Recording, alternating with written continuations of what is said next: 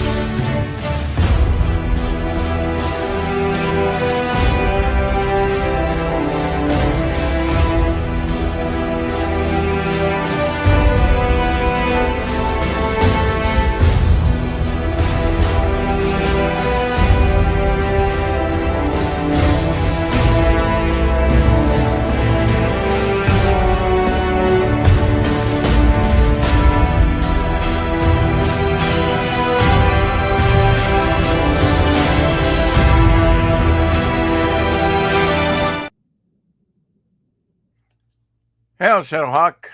Hey, what's up, Rick? Hey, Hey, just hello, having some welcome to fresh brewed coffee. Oh, very It's a nice. Wednesday. Hump day.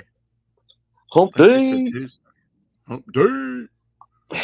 hmm Yeah, I think we forgot about Dave yesterday. Speaking of hump day, Omer Glitch in the house. Hello, hello.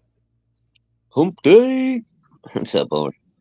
We forgot about Dave, Texas Dave, yesterday. Yeah, my schedule's been off, and Yeah, been, and I know, I completely forgot it too until after we were done with the show, and I was like, oh shit, I forgot to remind Dave or yeah. Rex about Dave. Well, No big deal. had We my had Mark mind. on. Like you guys went for quite a while last night. Yeah, we did about 3 hours yesterday, but it's been a while since I've done a long broadcast. I didn't have that planned. He didn't have that planned, but yeah, we went a little long yesterday. And then I did got a little bit of rest and finished this piece up on topic lists, just a little bit of there in the mouth and a few other areas. Go over some lines, darken them up. Ah, Uh, cool. and did this GO piece right there. I see you, John Dillard. I'll let you in just a second. So there's a GO piece there that I did. So Okay. I finished that up That's different. last night before I went to bed and after topic list and everything. Welcome to the show, John Dillard. Hey, thanks for having me, Mr. Hey, it's Christian. just all right. It's okay. Uh, quick Hey, John. unboxing here. Tokamai. What are I you haven't opened unboxing? this yet. Tokamai's latest magazine, his second magazine there, and Edge Punk. Uh, Jack Me. I don't know. I can't see what that is. Hard. I know it's flip the chip. Yeah. I don't know. Oh, Maybe it's a that's some. person. Oh, okay. Uh, Was he looking at a screen or something? yeah. And you got something like that to keep it in, I guess. Look at that. That's nice. Oh, okay. It's I a don't know. luggage I don't. tag. Yeah, I Yeah. just got a email from Seth yesterday Oh. saying he was going to send me out the second one. So that's cool. Okay. All right. Well, this might be. Just got that in the mail today. Expecting a few Oh, other okay. things.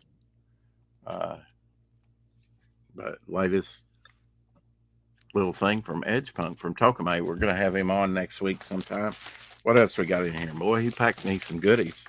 I don't know what that is, but Oh, we'll figure it out. it's a keychain. Okay.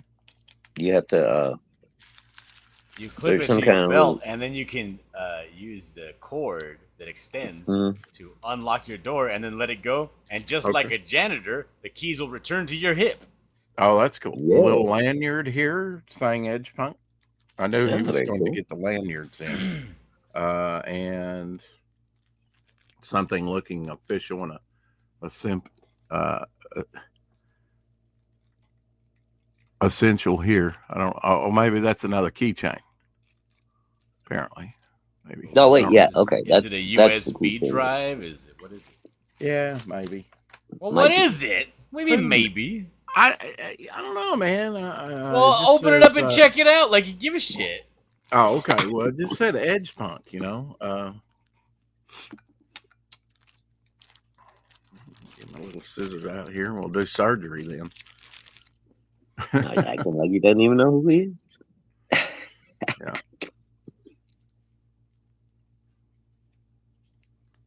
Try pushing on the middle, see if it swings open. Yeah, it swings open, and then this is probably just a protection. I don't know. Huh? Yeah, blow into it. Is it a whistle? Don't think so. You know what? You can probably put your little magazine, in the USB, put it in Uh-huh. there, and then Right. take it with Yeah. you on the go. Mm-hmm. You can put your hemp. You got the lanyard. Yeah, a little bit of hemp, not much in that little thing. But if it's good stuff, I guess it takes a lot. But yeah, this is probably retractable. Like you Very said, good. boy, that's a thin line there. Yeah, Yeah, that's high Definitely. tensile cable there. That's You right. can Okay. lift your car with that That's some pretty cable. strong stuff. Uh-huh. And I know What is Lou, that? What is that you keep showing off? What is that? well, this is the actual sort of, I don't know what you call it, electronic magazine or whatever. Mm-hmm. I think you got Yeah, a lot there's of description, it's didn't built. you, Shadowhawk? Hold it up and hold it still for a second, because Dillard has. Okay, you see that, Dillard? It's upside On down. the Or, some portion of that little plastic card there, there's a little section of it that slides out, and it's got a USB built into it, and you can just plug it into your phone or your computer or whatever, and Make then sure you got it's one. got the magazine on there. Mm-hmm. Ah, that's clever. And you Yeah. can do videos on there. It can send you to all your sites that you want to go to, just all kinds of stuff, So That's pretty didn't you cool. get a I haven't lifetime actually. subscription, Shadowhawk, to this? Yeah, I won a lifetime subscription actually on. I think Was it one of the auctions or something? I think I bought it at an auction. I'm not sure. Hail Tree Golden. Good to see you, Tree. And Elsie in the house. Howdy, Els. Jack in. Oh, you stick it into your neck. Yeah. Yeah, it really is the mark of the beast. But that shit's good.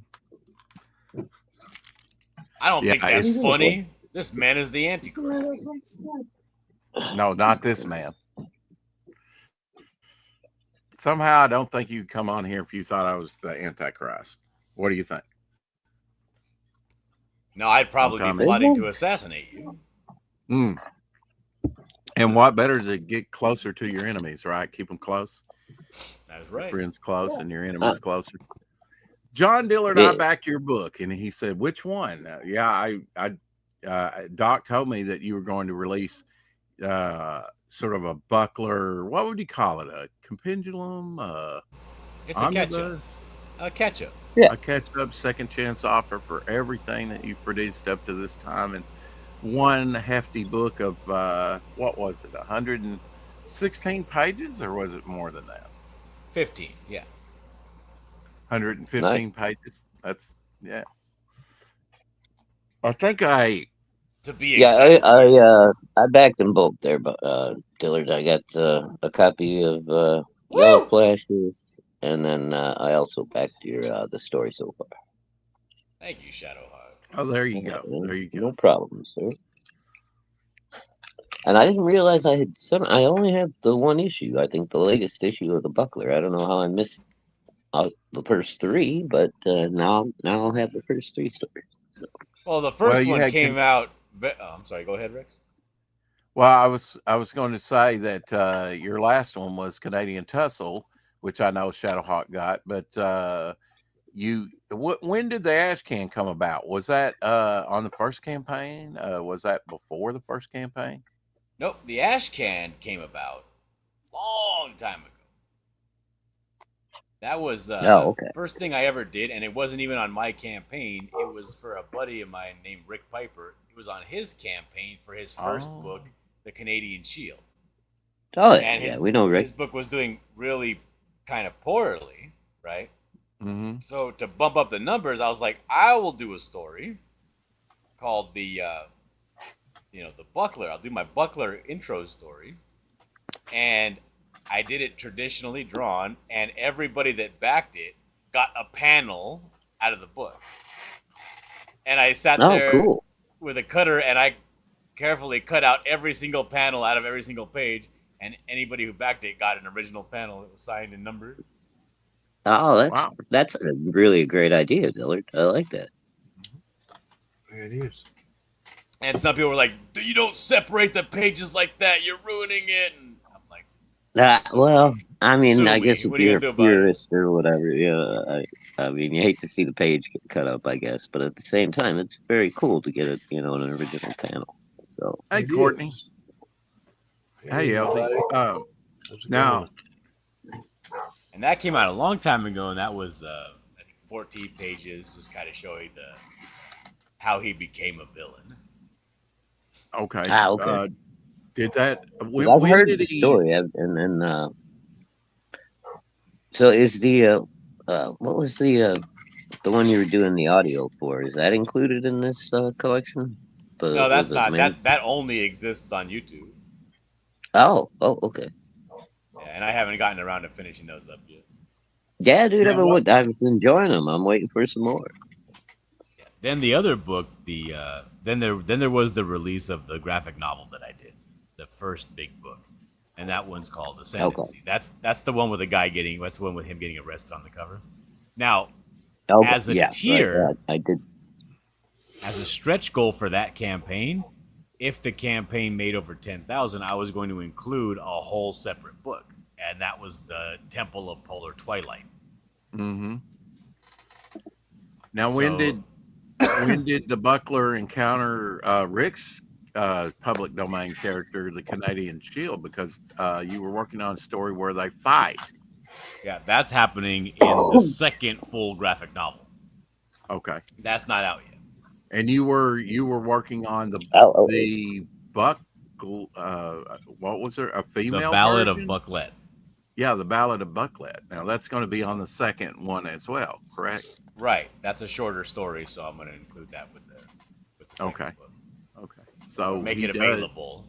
The Buckler does go up against the Canadian Shield, which is pretty strong. He's pretty strong, right? Oh yes. Yeah, he's a strong dude. Yeah. And I don't want to spoil anything for anybody, but the poor Bucklet, man, that girl goes through some shit. Well, the Bucklet, this will be her debut, right, on the second issue? Mm-hmm. Her first appearance, yeah. Dillard, I got a question. Are you from Canada? Hey, No, Courtney. sir. Do what?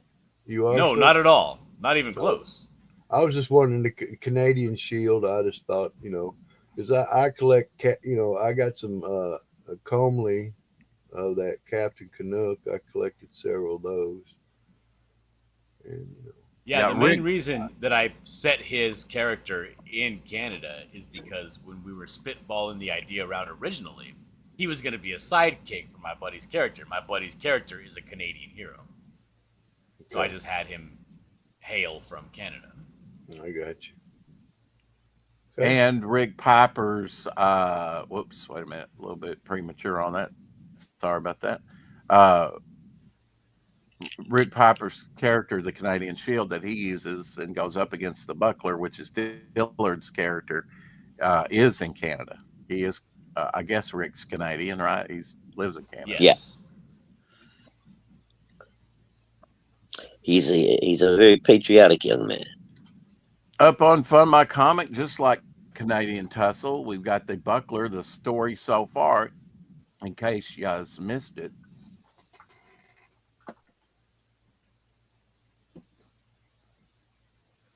Will you be going to any other platforms, or will it be just exclusive to Fun My Comic?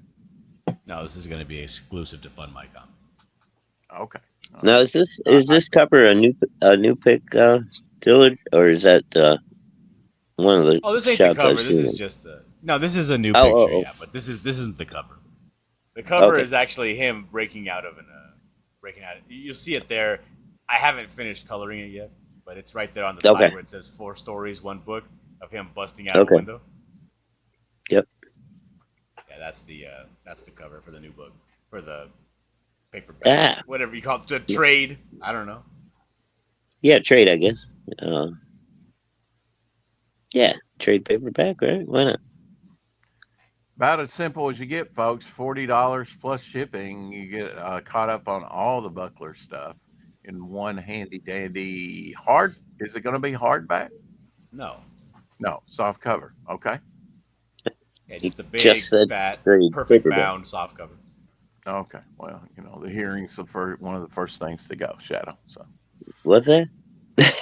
exactly. Yeah. 44 backers. Need some more backers on this. But I would say for a Hell, second Johnny. chance, doing fairly well right now. Raised in 11 days. Storefront, no end date on this to begin with. Yeah, I was watching somebody stream. Was it yesterday? I don't know, but then they said you hit your goal while I was listening. I was like, oh, cool. Right, a couple of people were talking about or showcasing my book when it hit its goal, and then I got like a bunch of people 3 people messaging me saying, "Hey, you hit your goal on my stream," and I was like, "Hey, thanks." Everybody's taking credit for it. Huh? Dillard, do you have the link to Yellow Flash's book, which you did the interior artwork? And I was kind of shocked to see that you Oh, I didn't thought that you were do a promoting it today. I didn't know I had to bring my links. Yeah, No, I'll get that's the link. okay. I can Hold on a second. I can find it. I mean, it's down in the description, folks. I'm just not even watching my own show here. Let's see. Come on, Dillard, you're in promotional mode, man. You got Yeah, I 2 know, live but campaigns. Rex was assuring me that he was ready to go. Oh yeah, well, Well, you know, Brett. Yeah. All right, so there's the link. I don't know if I have a wrench though. okay.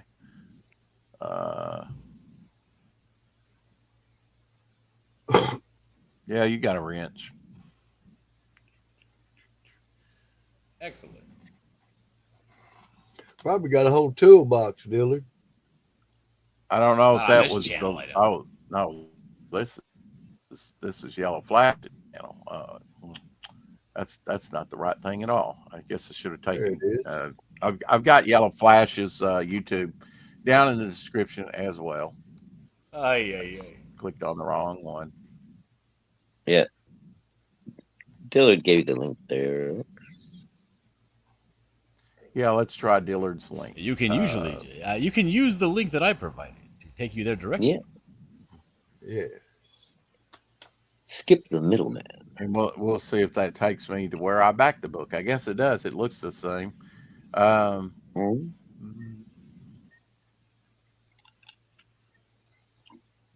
The Mighty Golden Patriot, Ripacin Creators. You say the link's in the chat. Is that The what? link is in the chat right there, Elsie. Yeah. Well, I was So is gonna that what go. he's calling it now, Uh, Dillard? Is Ripplison Creators Line or something like that? Yeah, I'll put this link in the chat. This will give you this is not to buy it. This is just the home page that you land on when you go to Ripperson. You have to click to. That's what I was really wanting was the home page. Well, there you go. It's right there. Go ahead. Okay. Well, this one sent me to the Golden Mighty Patriot. The Mighty Golden Yes, Patriot. it did. Yeah, not to be confused with the Golden Patriot assisted mobility scooter. Okay, you must have sent that. No, you didn't. Okay. All right. Wow. It's not showing up on YouTube. There it is. Finally. There we go. Okay, so Tree Goblin was asking how it was doing. $72,753 in total sales. I'm told that does not include shipping. 2,674 books sold. Yeah, it's doing pretty good. Well, I mean, yeah, mine says 2,600. Yeah. Okay. Maybe that's what you said. They're 72%, almost 73% there. Their goal is $100,000. I have back this book. Is this you, Dillard? Huh? Is Yes. this Dillard's? Yes, sir. he did all the interior artwork on it. Well, I'm looking at this one. Yeah, that's the book that me and Yellow Flesh. I did the artwork and he wrote the book. Is that the one you want us to back? Yes. Okay.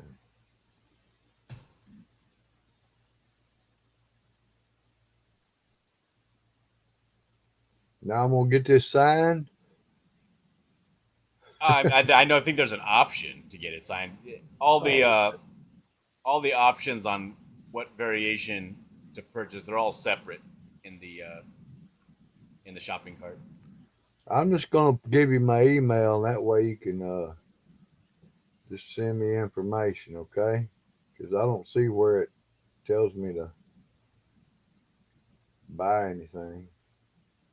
Okay, just send me your email. I'll send you the information. I sent it. It's on its way. Gotcha. I sent it to you. All right. Let's take a look at the trailer here. The Mighty Golden Patriot official trailer here on Rip Ascend.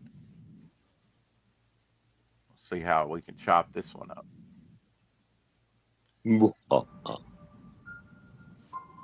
The year is 1945. World War II rages from the halls of Buckingham Palace to the shores of the Nile River. Even now, the clash between freedom and tyranny is about to boil over. Somewhere in North Africa, two American flyboys are soaring high on a reconnaissance mission, searching for clues to a peculiar new obsession with the occult gripping the Nazi high command.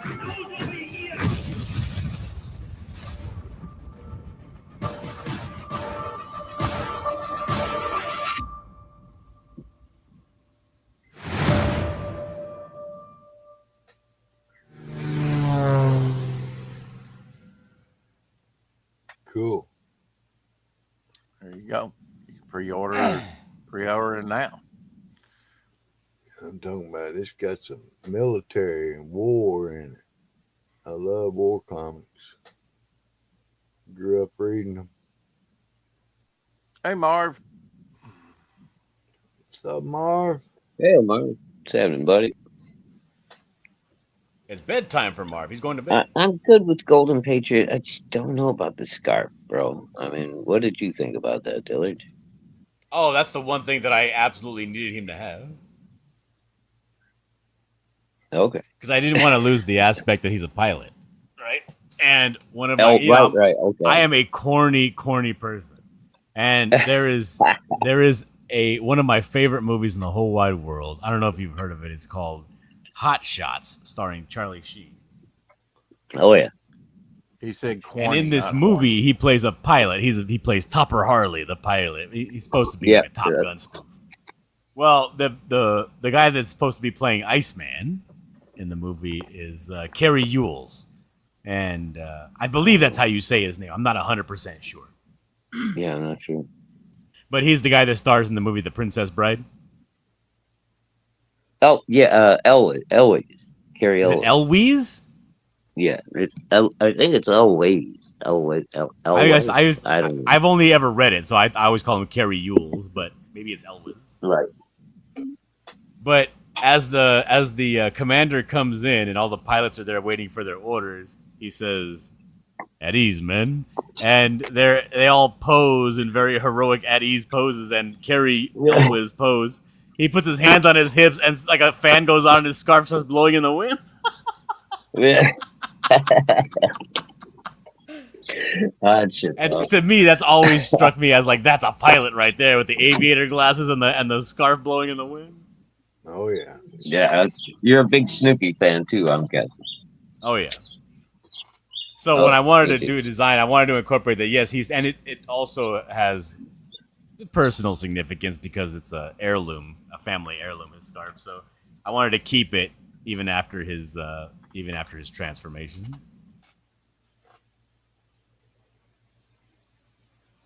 But you can see I gave Well, him some flares. They almost kind of look like Batman flares on the sides of his forearms. But all of the all of the aspects of his costume are just changed from his actual pilot costume. Because back then the gloves they Oh, used to okay. wear were pretty thick on the sides. And in order yeah, to Mhm. keep really. that shape, I gave him some extra added flanges on his things just to give it the shape of like pilot, everything about it, pilot. You know what I mean? Gotcha. All All right, right, that's cool. you s- you said the magic No word, need for a minute. Shadowhawk, Snoopy. I don't know if you've seen this, a Mad Ruth, but I thought we would find it enjoyable. I love All Snoopy. right, Snoopy. We got the enemy positions. Let's turn back and report what we saw. They're sleeping. What? The cherries! The blankets are on! They're sleeping, Charlie Brown! Get the mustard gas. The mustard gas? Did I stutter? They're asleep! They're about to be awake.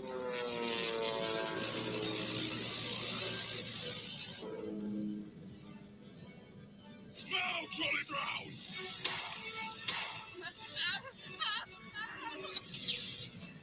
That was wrong! That was wrong! We're heroes! We're heroes! You let them get behind us! Do your goddamn job, Charlie Brown! 1900 climbing right wing.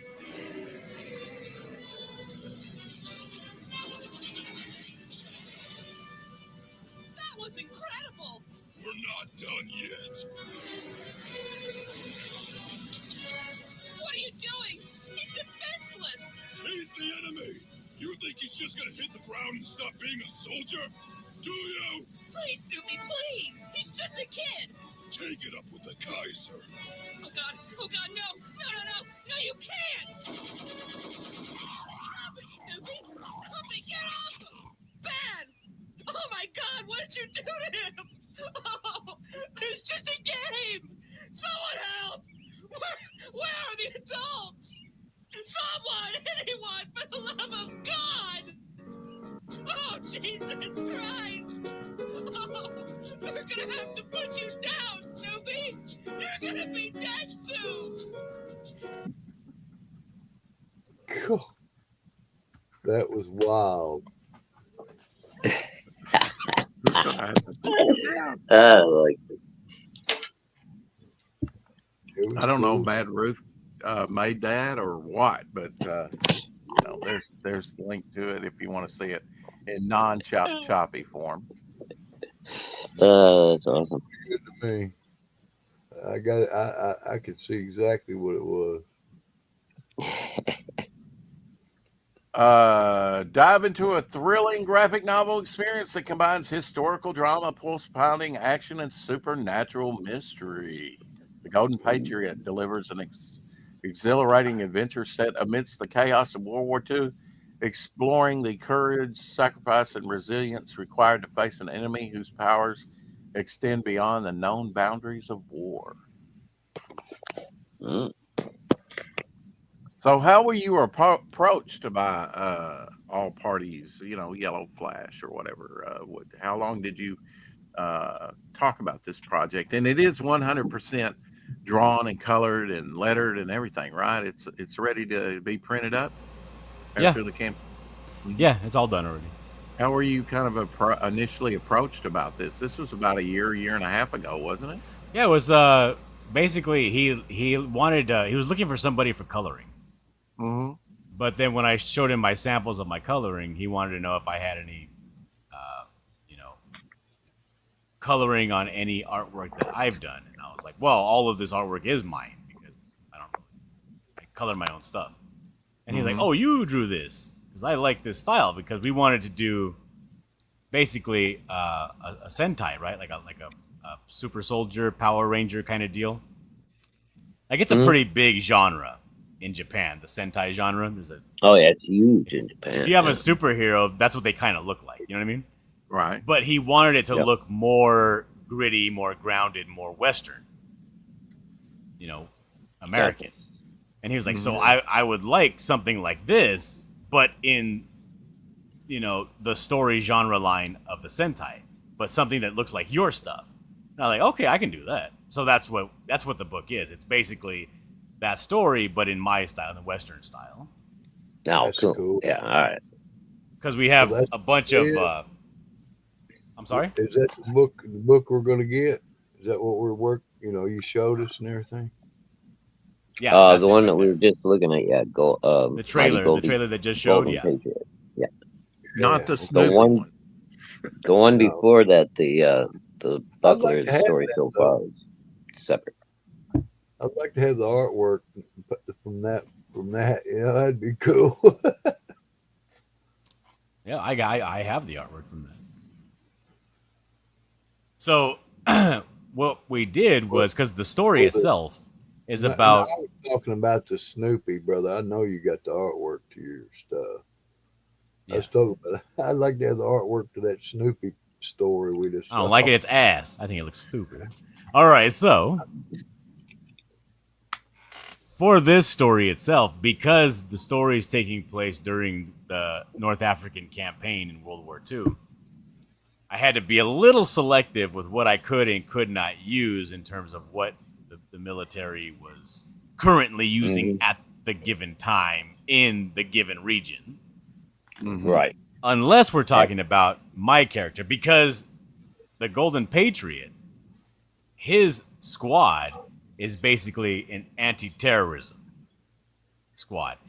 The Shadow Reich, the German military, has a subsect called the Shadow Reich, which goes around and it collects artifacts, religious artifacts and otherwise of rare and terrible power. Things.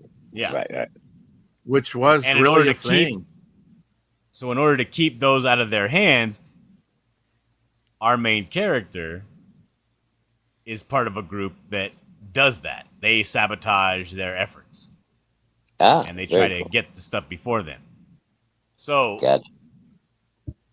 that they have basically unlimited, unfettered access to anything that was in production at the time.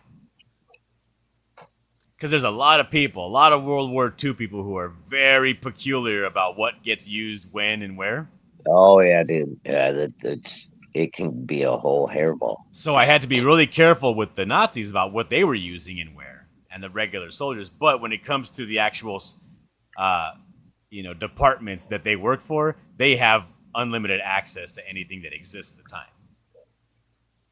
And which is why he's flying the FHF Wildcat, even though there weren't that many at the time, and they were only designated to the best pilots they had. You know what I mean?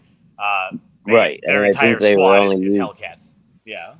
Yeah, and I think they're only used like in the European theater as well. I don't think they made it to Asia. So, yeah, I've seen all kinds of people debating different shit. At some point, do you address that in the book so people can shut the fuck up? No, never. I would never tell somebody to shut the fuck up in the book. No. I mean, do you address the whole issue that the one squadron has access to all this stuff? No, we don't. Okay. Good. We just leave it. I've already seen people chimping out, man, about like they never use those planes over there. Oh, he couldn't possibly have that gun. Oh, it's just crazy shit. Work of fiction. These are all special forces stuffs, like they can have what they want.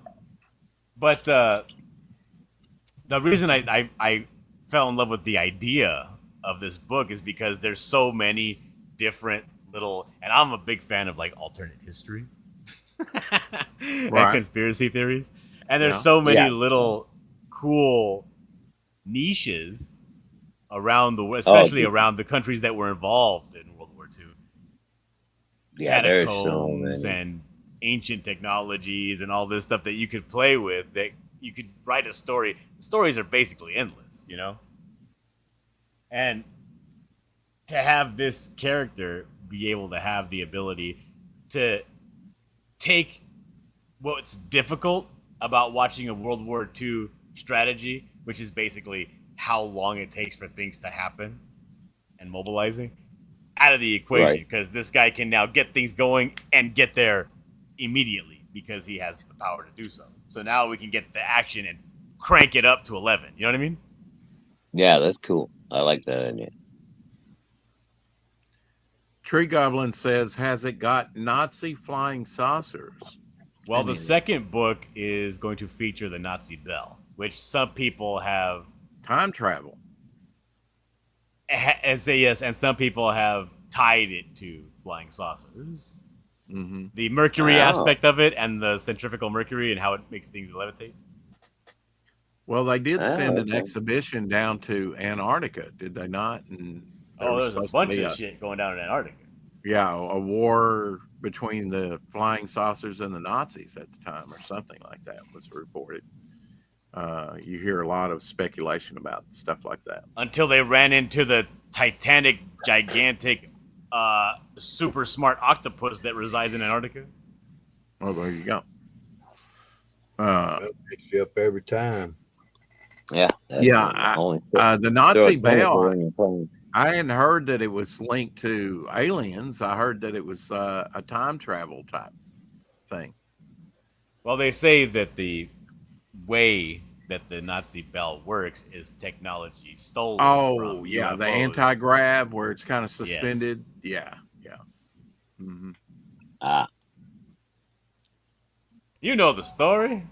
I know part of the story. Yeah, all these things I've learned since being on the internet. You know, you lost your mind. Predator 7 says, and he also says to kick you. Oh, why is he hating on Dillard for? There, I kicked him, but only for a moment. There's got to be justification and reasons for this. You can't just say that, you know. Well, I'll save everybody the time and read a little bit of this. In 1943, amidst the brutal battles of World War II, American pilot Jack Rogers finds himself shot down in enemy territory over North Africa. Forced into a desperate struggle for survival, Jack uncovers a hidden relic in the sands of Egypt that transforms him into the Golden Patriot, a being of extraordinary power capable of turning the tide of the war. Jack soon encounters the sinister Shadow Reich, an elite Nazi division obsessed with harnessing occult powers, as Dillard was saying, led by the formidable Lord Blitzkrieg. This shadowy enemy seeks a powerful amulet capable of unimaginable destruction. As the Golden Patriot, Jack faces overwhelming odds and devastating revelations that could alter history itself. With gripping narrative, dynamic characters, and stunning visuals, the Golden Patriot promises an unforgettable journey into heroism, power, and an ongoing battle against darkness. Age rating is 16 plus for mature themes, historical elements, language, and depictions of wartime violence. Yeah, I don't agree with that. I think this is all ages. Yeah. Hey, man, I was 8 years old reading Sergeant Rock, Our Army at War. You know. Yeah, and what's happening in this book isn't even as brutal as Sergeant Rock. Sometimes, you know what I mean? Sergeant Rock can get pretty brutal. Yeah, but it was like real stuff to me. You know, I didn't want it to be fantasy because my dad had taught me about war and what it was, and it was horrible. So if I read about it, I didn't want it to be some Daisy Rose picking story, you know. And yet I would argue that probably the most successful wartime movies have an anti-war theme to them. Yeah. I mean, even Sergeant Rock didn't want it. He says, war no more. Come on, guys. That's what he was trying to promote. The whole series was trying to promote that, how horrible war is. War does get glamorized a lot, but there's some Nothing- pretty fantastic nothing about movies it, bro. that really show how devastating as an individual war can be, Man, right? Be like, that one- I remember watching. There was it wasn't even a movie.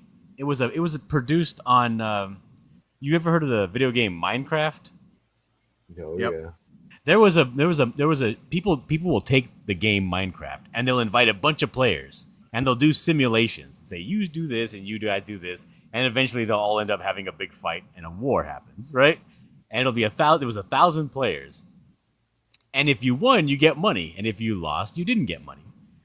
But there were people, and it's such a small microcosm, but it really exemplified it perfectly. There was one guy who was out there building the bridge to storm the other people's castle. And as he was out there building the bridge to storm everyone else's castle, there were arrows flying by him. Like, at any point, this guy could get hit, knocked off, die, and lose his $2,000 that he could win, right? Mm-hmm. But he was doing it because that was his team, and that was the right thing to do. Because this is the only way to win. And that's what's so crazy about this war. It's like you need to just come to the realization that you're already dead. Just go out there and act as if, it needs to get done and your life is already forfeit. And that's crazy. And it's devastating for that person's family, but it's something that has to be done. But it's awful. It's a terrible, awful thing to sacrifice everything for your country. But it's a very heroic thing to do. And you know what? You don't want to put people in that situation. We wouldn't be sitting here today if it wasn't for people like that. Yep. But the thing is, war is awful, and you don't want to put that situation on people because that's No. what's going to happen. That's right. Do you remember that movie where Hacksaw Ridge or whatever, the guy wouldn't carry a rifle, Mm-hmm. medic? Oh yeah. Yeah. Hey, that put you in the war right there. But I can't imagine being dropped in the jungle and given a gun at my age when I was 18. Oh, I would have shot everything that moved. You barely missed Vietnam, didn't you, Elsie? Man, by months. Wow. My friends had to go and they came back. They weren't the same people. They man. were shattered individuals, weren't they? Yes, they were. Sometimes, War like you say, does Dillard. nothing good for anyone, winners or losers. It might get you some land, it might get you some power, but it kills people on both sides, and it's never a good thing. I don't care. No. It's kind of like What- divorce. The only person that really wins is the lawyer. Yeah, the government. My They're the first ones wife- that make all the my- money, and everybody else dies.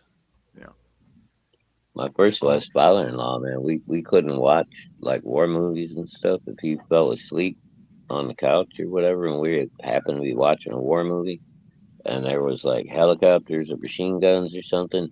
He would wake up and be like back Ready in the to middle fight. of shit.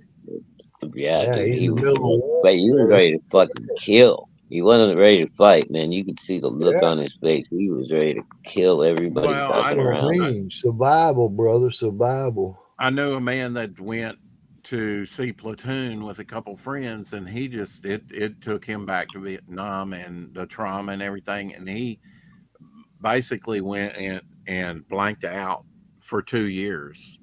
He was in like a walking Oh, coma. He lost 2 years of his life. He says after he woke up from that shock of that, he said, "No more war movies for me ever."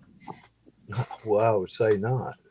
You know, Well, the crazy thing, like, because that's why we didn't know this about my father-in-law, was he would watch the war movies and stuff. He wouldn't tell us any of the gory shit, but he did tell us some of the stories of what happened, and some of the more fun stuff. But we were watching, I think it was like Apocalypse Now or something, and he fell asleep on the couch while we were watching it. And then the big scene pops up with the music and the copters and fucking. see, he woke Shadow, up in the I've had middle of the that shit, dude. same thing happen to a friend of mine. Like you said, he was sitting there one minute, and next minute he was ready to kill.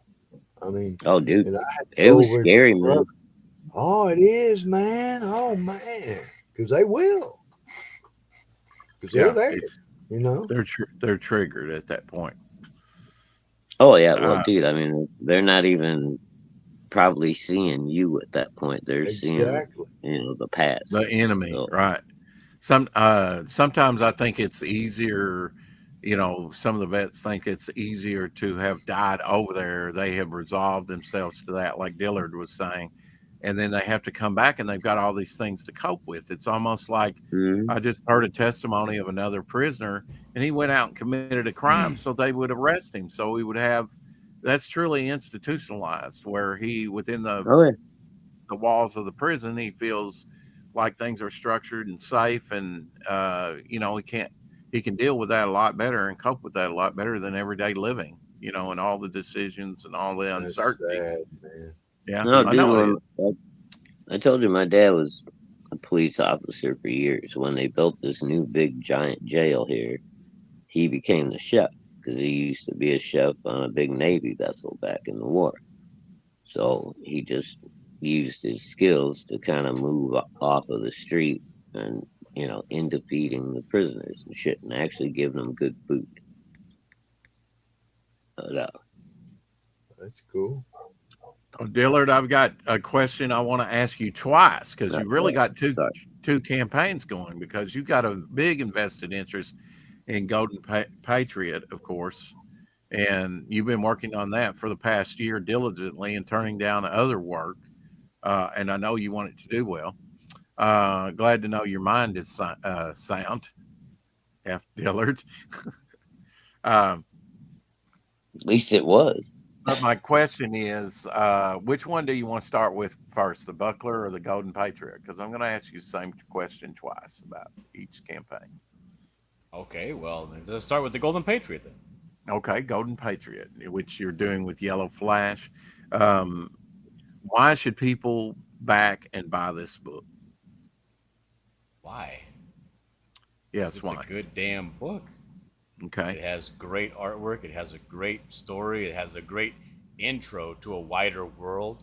You can just get in on the ground floor and get started on this. Now, not only that, this book is going to be on everybody's minds and everybody's tongues, and you're going to be basically left out. You're going to be the only person that didn't watch the movie. What's the page count on this, Dillard? The page count is 58. 58. Nice size book. Yeah. And why should I ask you the same question again? Why should people buy the story so far, the Second Chance Buckler? It seems like a lot of people have to catch up with the stuff that perhaps they didn't, like myself. I've got a couple Well, of books. 42 people have, not a lot of people. But yeah, well, 44. Thing is that campaign was put out because I wanted to see. There was a bunch of people asking me, where can I get the Buckler? Where can I get the Buckler? The Buckler hasn't been able to be gotten anywhere for the past 2 years.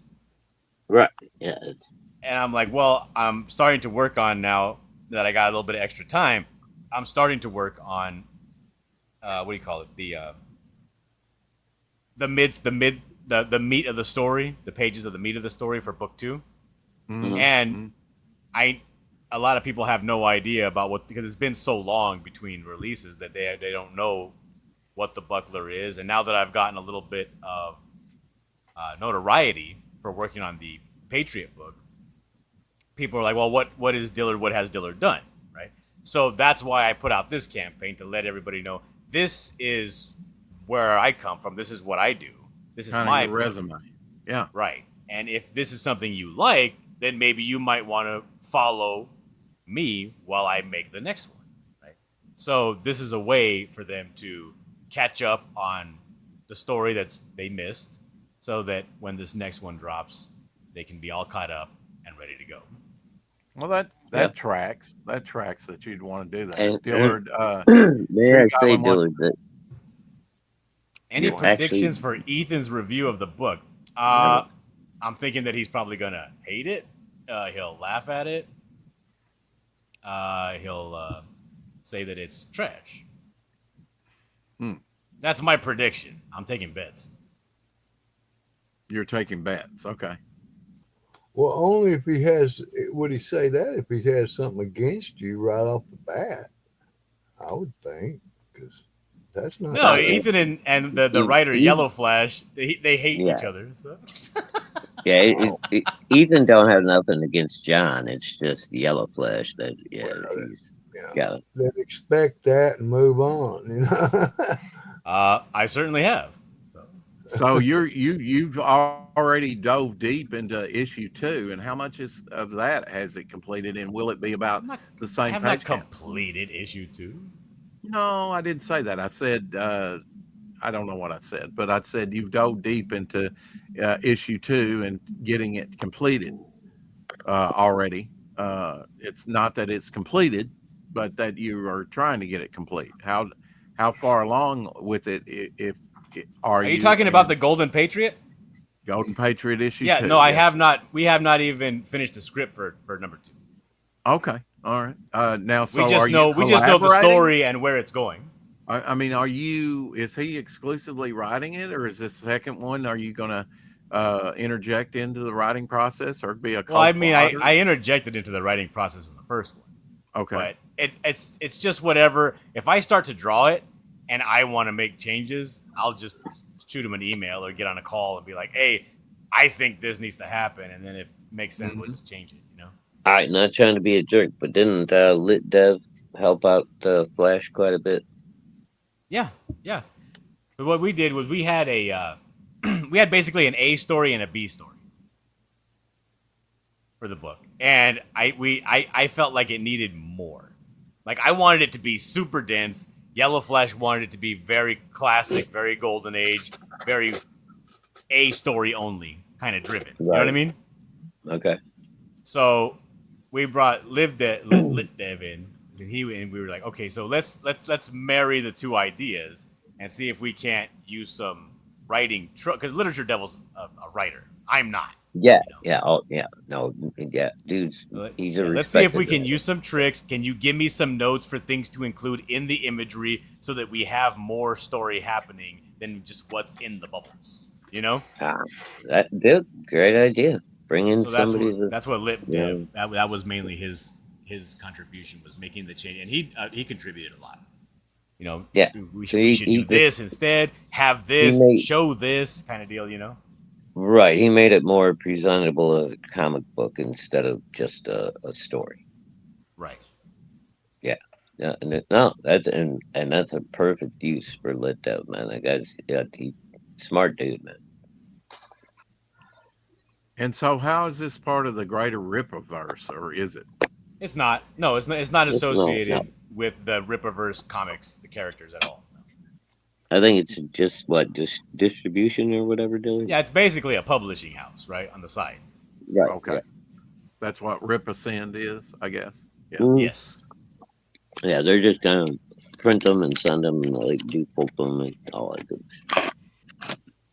Yeah, I mean, you kind of got on Rippa's radar when you won second place with a black and white piece. I remember real well in the Rippa contest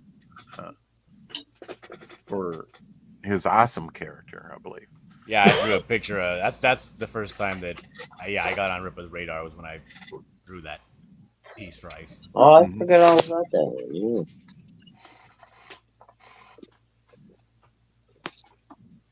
What's Yucky Gum doing these days? I know you and Yucky hang out a lot. Yeah, he's just doing his thing. He's working on some personal stuff for his own comic, but Oh, cool. he hasn't announced it or released any information. He doesn't want to say anything at all until it's all finished. You know, Well, Dillard, I want to he don't I want don't people see worried it in about him and school. talking about him. You know. Yeah. I want to show you something that I got from Doc Blaylock when I visited him about a week ago at his house. Captain Steel. This is John Dillard's cover right here. How did Yeah, I did that How did cover. this come about?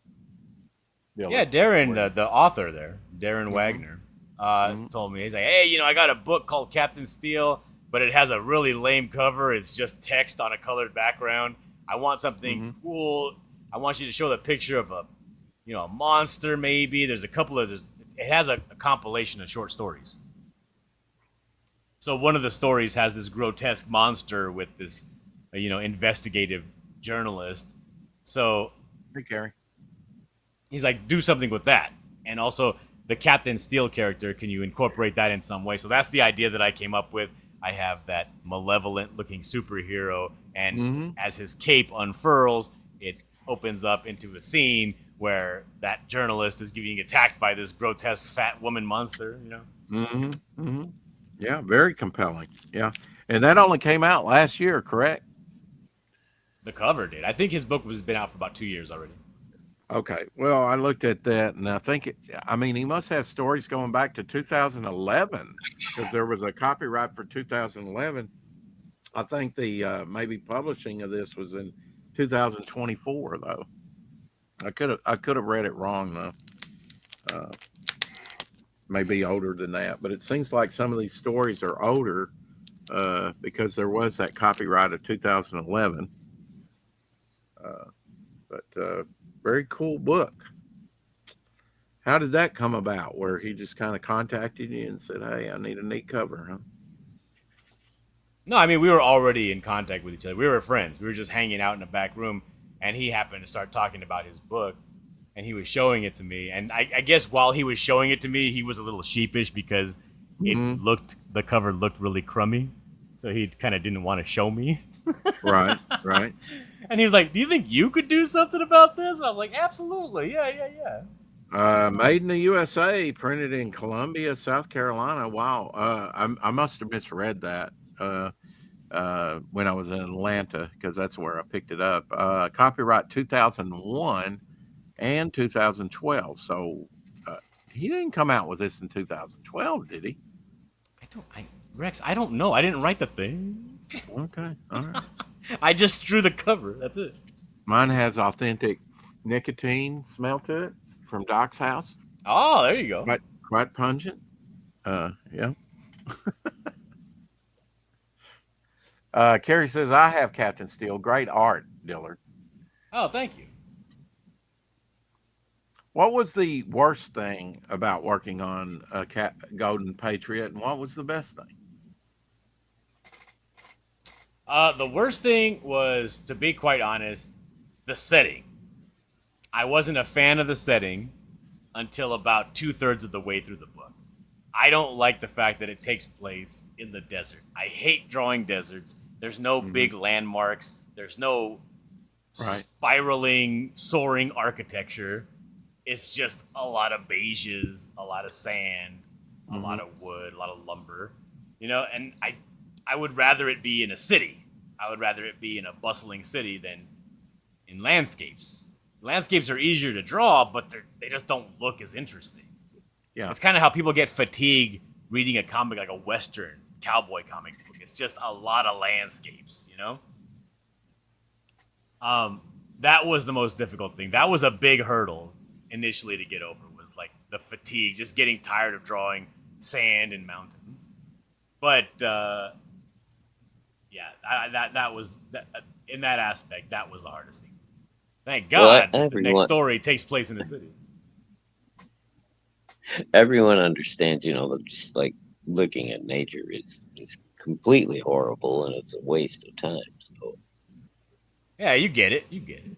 Well, what amazes me about your work, Dillard, and you've done work for me like several pieces, is that you do have a good sense of coloring and lighting and everything. And you really haven't been digitally coloring for that long, right? About 2 years? Right. That's amazing to me, that you've just kind of taken it, as the old expression is, a duck to water. Are you pleased? Do you like the way that you did this? Did you really kind of expand with this one, or was it kind of limiting, like you say? The setting had a lot to do with the coloring. No, it wasn't limiting at all. It just it forces expansion, and I don't like being stretched. I'm not a woman.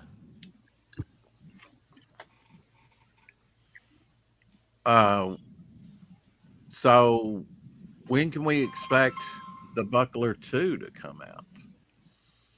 Oh, probably sometime 2026. Okay.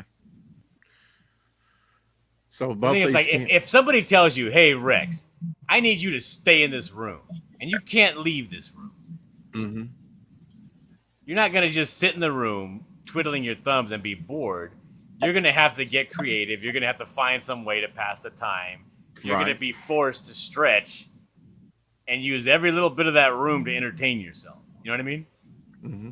That's what it was. Like, because Right. the setting was in dirt, I was like, I gotta figure out a way to make this interesting, at least for me, on every single page, because it's tough. Yeah.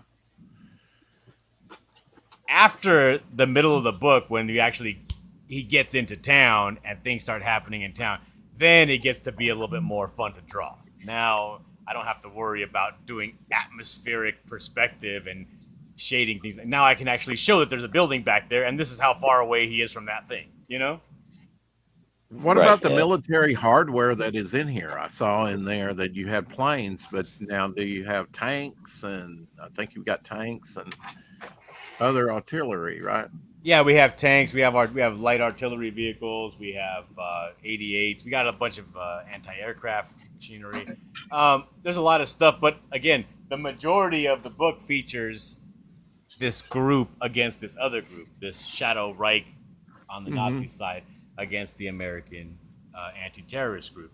So they have their own stuff. Now, the main thing that the Patriot fights in this book is the Nazi mech that the Shadow Reich has a squadron of.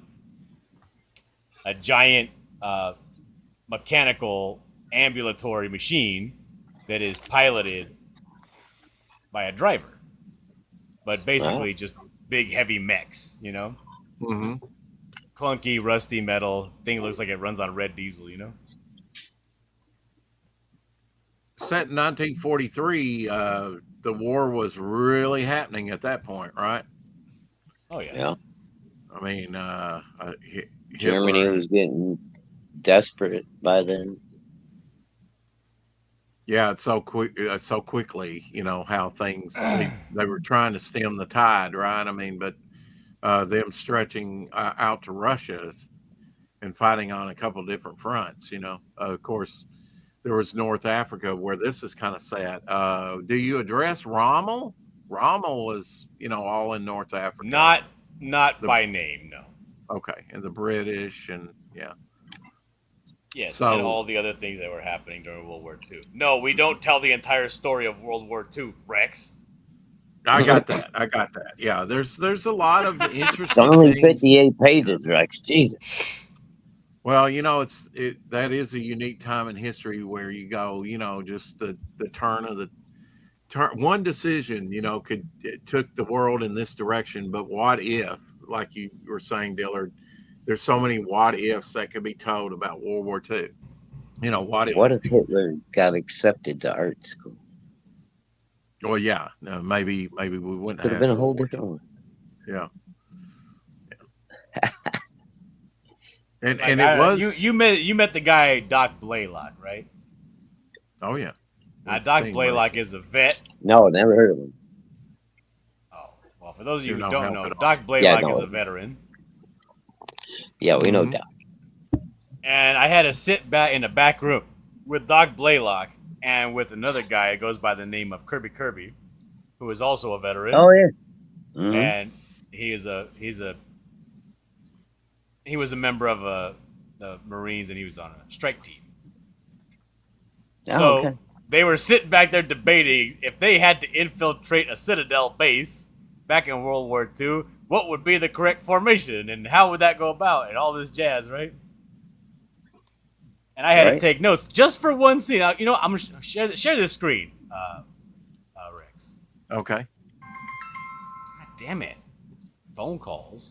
Well, you know, we got Tank Ferret, Tanner, and somebody else. They were all tank guys. They were all part of tank crews. Right, but this one would be they don't have a tank crew, right? They Okay, I have, got you. Yeah, yeah. So they need air support, which is a bombardment, which is going to destroy a wall, and then they need the strike team to come in through the wall for the rescue, Nice. So apparently, the way they enter can change based on situation, right? But traditionally, you would have your light machine gunners going in first, backed up down here by your heavy machine gun. Right. Mm. Okay, so this guy back here. Oh wait, it's too little. Let me make this pen a little bigger. This guy back here would come down and he would lay the heavy fire while these guys rush in. Right. And apparently, this guy, the guy that would be carrying either the Thompson or the heavy light machine gun, would be Right. coming in first. He would be taking the lead on that. Then you would have the people coming in. And apparently all these people have roles, right? That come in. So I couldn't make a mistake with this. And this guy, and everybody's coming in. And the biggest debate of all was when you come in firing, how high do you hold your gun when you're running in? If you're Okay. not currently and actively popping off a round, how high do you hold your gun? This caused a schism so great between those two gentlemen that they are no longer friends. Are you shitting me, dude? I am not shitting you. Wow. Holy shit. I would think just kind of mid height just in case. You know? You'd like to think that. I mean, that just seems logical. I don't know. All right, what did Doc say? Oh, Doc said it needed to be all the guns needed to be shouldered. No, I'm sorry. But Doc said all the guns needed to be at the ready. At the ready. Not slightly almost like rib height. Okay. At least rib height. Kirby says that all the guns needed to be shouldered. Doc said that you cannot shoulder a gun while running. Kirby says that's because you're an idiot. Oh, Jesus. Right there. If you're storming someplace, I'm not shouldering anything. I'm going to have it up and ready to fire. That doesn't. Well, make sense to shouldering me. means you have it up and ready to fire, right? Oh, you mean against like okay. No, you want to move as quickly as possible. So I'm gonna be dark gift and I'm gonna be dark gift in this situation.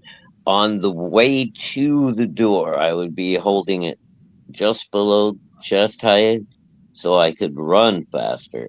When I got ready to enter the zone of fire, it would be on my shoulder and ready to aim at whatever I saw first. Now, Kirby claims that you can run, you can navigate debris on the floor, and you can be just as, and still be like glancing through the scope on your rifle as you do all this? and still be able to effectively use iron sights, yes. Okay. Sorry, Kirby. I don't know. He says if you can't do that, you got no business being on a strike team. All right, guys. Okay, well, I got no business being on a strike team. Right. None I can of us accept do. that. But how many of you think, what about running and firing at the same time? That's what those guys look like they're doing. It doesn't look like nobody's standing there shooting. Those guys are running and shooting, so they got to be able to hold their arms stiff while they run, or they'll be shooting all over the place. Well, again, if you tuck your arm into your side and you make it stiff as you run, I mean, I guess you can do that.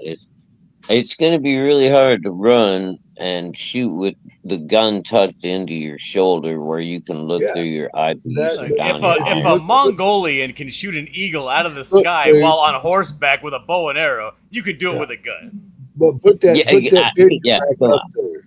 But if you put that picture back up there, those dudes are in full stride firing those machine guns, except the guy laying down and stuff. Right. But at the same time, again, you're firing a machine gun. You don't have to be super accurate. Oh, yeah, I know. That's the whole point of machine gun. While they were running, shoulder it and running and shooting at the same time. I think they'd have it down here locked, their arms locked, like they're doing, kind of almost belly up toward your sternum, right below it, firing away as you're running, because you can hold it steady, pretty steady. Right. Yeah, because typically what you'll do is you'll come in, you'll stop, you'll fire, and as you're firing, you're already moving. Because when you fire from a position, you no longer want to be anywhere near the position you just fired from. Exactly. Yeah, because people are going to return fire. It's especially at night. But that's Yeah. interesting what you were saying, Dillard, about that everyone played a role. That there was a one kind of covering them with heavier armament. There were the backup Well, even people that on, just had rifles and didn't have my but so like there even was on the way a into the method building, to man. the way they positioned themselves, that they back, they've got each other's blind spots as they Right. move in. And you also cover your man as he makes his move, or if he retreats, or as he makes his move to the next position, you have to cover that as well. And as you're Mhm. covering that, somebody else is covering you. Right, And of and course you today got to be able to count on that dude to be covering you, because otherwise you get shot while you're trying to cover the other guy. a lot of yelling of instructions going on. It's just a lot of teamwork. I mean, these guys are an elite strike force. They've trained together. They know what the Every roles one are. of them had their own job. They knew exactly what they had to do, and they depended on every one of the other guys to do that too. Yeah. And And God So help your you life, if you fucking life, don't do your life job. You're depends gonna on pay for it when the mission's over. if your so life depends on it, you're gonna do the best you can on that job. so Dillard, At are least you I would. happy at this point with the way the campaigns are going, or at least Golden Patriot? $72,753. You've got a pre-order goal of 100,000. I don't see. I know you were nervous as hell launch night. I actually watched some of that over at Doc Blaylock's. I noticed that you were over with Dark Gift a little bit. You were over with the Diaz brothers a little bit. You were out pimping this thing from day one. That is correct, sir. Yeah, I'm happy with it. Well, Yeah. Dillard, you ought to be, brother. That's a good campaign, my friend. Yeah, I think so. I think people are gonna like it. And It's did you still help not with over. putting the campaign together, or was that all Yellow Flash? Put up No, that the was all Ripa. that was all Ripper. Okay, so Yeah. he does that, and will be distributing the book. Yes. Okay. Yeah, it's acting basically just like a publisher. Have All the you campaign, the launch, all that stuff, that's all Ripa. gotten some feedback from Ripper about it? No. What he thinks about the project? Nope. Really? Really, yeah. Okay. I know he's got more than one book. I'm surprised he didn't say something like "This looks great, guys," or something. Oh no, we talked at length about it and what he likes about it and all that stuff, but he's not going to give feedback. That's not his lane. Yeah. Well, I mean, overall, he's got confidence in the. He's not Right. going to just distribute any old kind of book, right? Right. Yeah, he likes it, but I'm not. He's not offering any critiques. Ripa's he's an interesting case. He's a publisher. He's apparently trying to do good things by his friends. At the same time, he does not to promote anything except Ripaverse, because we're all in Hell heck. competition. So, I don't know. Hex Allen says, "Congratulations on the campaign, Dillard." And Hey, Owen. Dillard probably would say, "Which Hey, one?" Hex, thanks. He's got a You couple tell going me. on. Well, glad for you, Dillard. Thank you very much. So the Buckler is not really an anti-hero, is he? He's a villain. No, he's a villain. Yeah. The question is, the buckler is Rex. Is the buckler strictly Dillard's, or is he kind of in collusion like on the Flash? Strictly. No, he's strictly mine. Mhm. So that's the one I'm gonna get. Well, he would say get fantastic. both. You can get But the I'll other take one, Rex. You get the I other already one. have. I already have. Oh, okay. Yeah, it was about after shipping. It was about $43, something like that. It ain't cheap, but it's going to be a good read, and I can't wait to see more Dillard's artwork. You know. Yeah, if you want that one signed, just shoot me an email and I'll make sure to set it. Because I have Anthony Romano doing my fulfillment, but he's going to be sending me copies of the book itself, so I'll just make sure to sign one and send it out. Yeah. Okay. If you want there it you go. signed. Yes, I do. He Yeah. likes it signed. Yeah. I mean, I just think that's cool. I mean, I like signed books. It's not verified. I don't care. You're not buying it from me anyway because I ain't Do selling you it. think at some time, Dillard, that you would, and I would have thought maybe on the Buckler that you might have even put that as an option, a soft cover as well as a hardcover? No, no hardcover. You don't It's think too you'll ever expensive. do a hardcover? Okay. No, the book would have to be $60. The thing is, I can't get Wow. a hardcover down unless I'm doing big numbers, and I'm not selling big numbers. I'm selling small numbers. Right, yeah, you gotta have. As like, it is right now, volume. just to get that book printed is going to be $18.75 for a paperback per book. Ouch. Yeah. So like But I that's can't when if I made that a hardcover, I'd have to make the book and I would have to price myself out of the market if it was hardcover. But that way that Yeah, you lose money too, for quality sure. book too. You know, if it costs that much to get it, It would be a good quality book, but I wouldn't make it because it would. Oh no, I'm talking I'd be in about the your poorhouse. I ain't talking about the hardback. I'm talking about your soft cover. Even though it costs that much to get it printed, it's still probably worth it because you're getting a good quality book. Yeah. I'm not trying to use it to hammer in nails or anything. I heard that. You know. Well, it's useless to me then. I'm canceling my order. I had a whole pack of nails I needed to drive in Dillard. Shadow Hawk hammers are cheap, a lot cheaper than this book. Yes. And I only paid $17 for the Golden Patriot. I paid $40 for Dillard's. That's right. I'll use the Golden Patriot. What happened to me? I mean, hell, mine wasn't that cheap. Wasn't near that cheap. What's that? I backed the Golden Patriot, and altogether after shipping, it was like $43 or something, and that was only one book, as far as my knowledge. I don't know. I backed the whatever the cheapest cover was because Dillard didn't even have a cover on there for whatever reason. Right. And I'm not even gonna ask that question, Dillard. Sorry. I got no. Actually, I backed Kelsey Shannon's cover, so it might have actually been more than this. I think that was more. I was thinking they were But all whatever. priced the same, but I didn't really look at it that closely. No, man, you don't know ripoff. Okay, so they're $17 through $35. Okay, choose your cover. Well, I must have picked a more expensive cover. I went on aesthetics alone. I got Rennie's cover. Well, I shouldn't go CGC on this one. There's no. Yeah, there's CGC on here. Oh, is there? Okay, because Rippa likes to do that too. He likes to send them CGC. Yeah, there's a lot of people out there that like to buy a CGC too. Personally, I want my book in a bag and a board.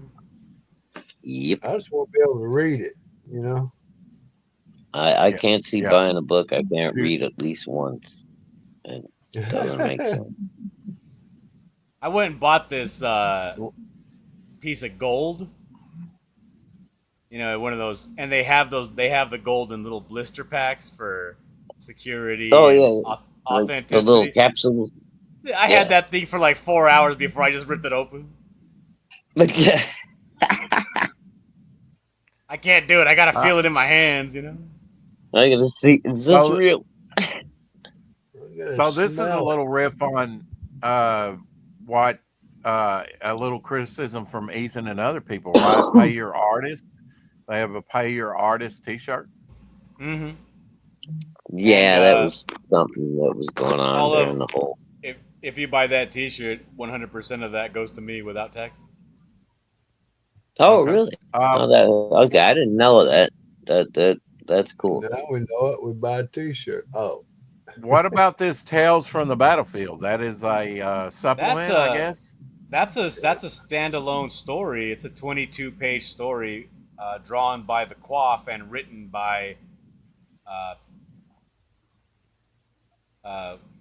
Lit Devil. Wow. Okay, and he also did the lettering on your book. I noticed, Literature Devil. did you do the art and coloring for it? No, the Quaff is another artist here in our community. He's the one that did the. It's a black and white book, Okay, and the cover is done by a guy named Clint Holinsky. Oh, yeah, I know Clint. Right.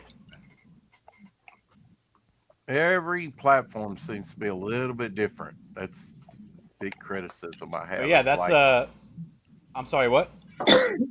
well, that's. I mean, it's just a kind of a personal, criticism of mine. It's like, yeah, we go to your websites, and then it's a learning curve all over again with these things. How do they operate? I guess if you're a super that's a fan, problem that I've had my entire life dealing with people who do indie stuff, like independent Mhm. creators. Like every time I try to go, I remember I was trying to buy because my sister's really into those, those crystals and big chunky fat jewelry. Mhm. And I went, Right. and she was like, "Oh yeah," and I went and found what she wanted, but it was by somebody who was selling, but they only had a small selection on Etsy, so I had to go to their actual website, and then I had to sign up over there. It's a fucking nightmare everywhere you go. Yeah. I like the idea of Fund My Comic. Like that's the main reason that I don't know if you know this, but I was the very first person to go full Fund My Comic. Like everybody was like, "Oh yeah, we'll do Indiegogo and Fund My Comic, and we'll do that. We'll try it out."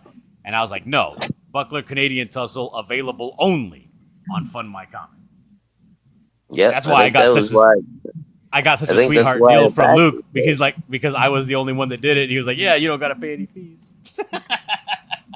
That's So awesome, the mass printed cover D with Rob Willis doing the artwork and colors by Marco Martins. He also does the color on Mike S. Miller's B cover. It says A, B, and C. Reserve your copy of the Golden Patriot today, and they're limited quantities. I guess maybe those were a little bit more expensive. The Kelsey Shannon, Mike S. Miller, and Irene, whatever her last name is, right? Kowski. Okay. So Rob Willis, the mass print is probably Right. the Those weren't $17 printed book. as many, and Irene's is a foil cover. That's why it's more expensive. Yeah. Okay. Yeah. Is that a? I mean, they were saying. Well, it's foil enhanced though, right? Not full foil, Dillard. No, it's foil enhanced. Or- yeah. It's Okay. full enhanced. Okay. Yeah. And this is the one we're looking at right there. I don't know if it's up on screen. There we go. Yep. That's the one that I backed. Yeah. That just art wise, that was the one that kind of grabbed me. I got whatever. I don't think it was that one. I got Kelsey's cover. That's Kelsey Shannon's right there. That's the one that you're saying Yeah, cover ready. Yeah. It was so far back and everything, I couldn't get a good look at it. I do like Kelsey's stuff, and then here's the I got it because it was Kelsey. That's yeah. And there's the mass produced, which is a very nice cover with him with the American flag there. But for me, I just like this up in your face, Golden Patriot Irene cover. I just liked it out of all of them, just aesthetically. That's the one I picked. I didn't know that there was a difference in pricing. I really didn't check. But you know what? It's all good, Dillard. It's all good. Mm. Oh, and here's an idea, Dillard. If you guys do a second chance at some point, once the campaign's over and all that, all the doubters want to come back and be like, "Where do I give mine?" You got a few extra covers that didn't get used, right? Yours and somebody else's, I heard, didn't get used. Yeah, mine's Matt Barr's. Oh, that's Well, right. Matt's is getting used. Matt's is going to be the back cover of the book. Oh, okay. I didn't hear that part. That's cool. But yeah, I mean, you should. I'm sorry. I'm not trying to be a dick, but you should have had a cover on this campaign. I understand completely, Shadow. Jay Vasquez in the house. Jay, I'm already subscribed to your channel, but here's Jay's YouTube channel there, and I will confer on you a wrench as we sell some comics. Yes, sir. Or try and sell some comics here and shield some comics.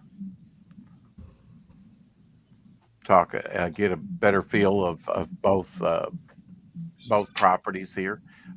You only halfway answered my question, Dillard. You told us what you didn't like about, which was kind of the hardest thing you had to deal with, was that it was set in sort of North Africa, the setting of the story, and you had to kind of come up with interesting panels and ways to depict that for you, the artist. Was there a second part of that question? Yes. What was the best thing? The What was best the thing best? about working on this Yellow Flash project with him? Oh, the fight scene at the end. I got carte Okay. blanche to make all the changes I wanted. Cool. Oh, cool. Yeah. And it was the climax of the story, so I'm like, oh, absolutely. So I went and I was sat in the back with Yucky, and I was like, what do you think of this? No. And I started bringing other people in, and I was like, what if I have him here? He lifts him up here, socks him up, but before he reaches the apex of the punch, he snatches him from the back, pulls him back down here, and like I went beat for beat over the entire fight scene at the very end, because I wanted to show just how outclassed the hero was. Like, he gets his ass monkey stomped. Oh, damn. And I wanted to show just how insurmountable of situation he was in. And to be able to do that beat for beat was super fucking fun. Oh, I bet, dude. I can't wait to read it now, man. It's Buckler over on Fun My Comic, I do remember, and I was there on launch night when you were launching your Canadian Tussle with Luke and all the other panelists. It was an exciting time. I think that Canadian Tussle, where did that wind up? About $7,000, six something? I wish. No, like 2,000. Really? That's it? I thought you did better than that, Taylor. Sorry. I think by the time it was all closed, it got to like 4, but I think the campaign closed at like 2,600. Okay. Well, I mean, total, yeah. And yeah, yours was at the time the very first one over on Fun My Comic to actually break that high. So kind of exciting to have new content put up on Dude, Fun do My Comic. you still have that second chance offers? the trailer for Canadian Tussle that you used to run? Oh yeah, you want to see it? Yeah. Two of them. He did 2 of them. You know. Yeah, I haven't seen those in a long time, dude. Those are Let me see funny if I can go find it real quick. You talk amongst yourselves while I find it. Well, oh my god, put that away, son. I've got to be perfectly honest that I didn't back Canadian Tussle just because of money wise, and the ash can I have missed. I would like to see the ash can for sure. Well, I think everybody kind of missed the ash cannon from what. Well, if you got Canadian Tussle, you got the ash cannon. Remember, the Canadian Tussle is a flip book. If you flip it over, the Buckler Descent is on the reverse.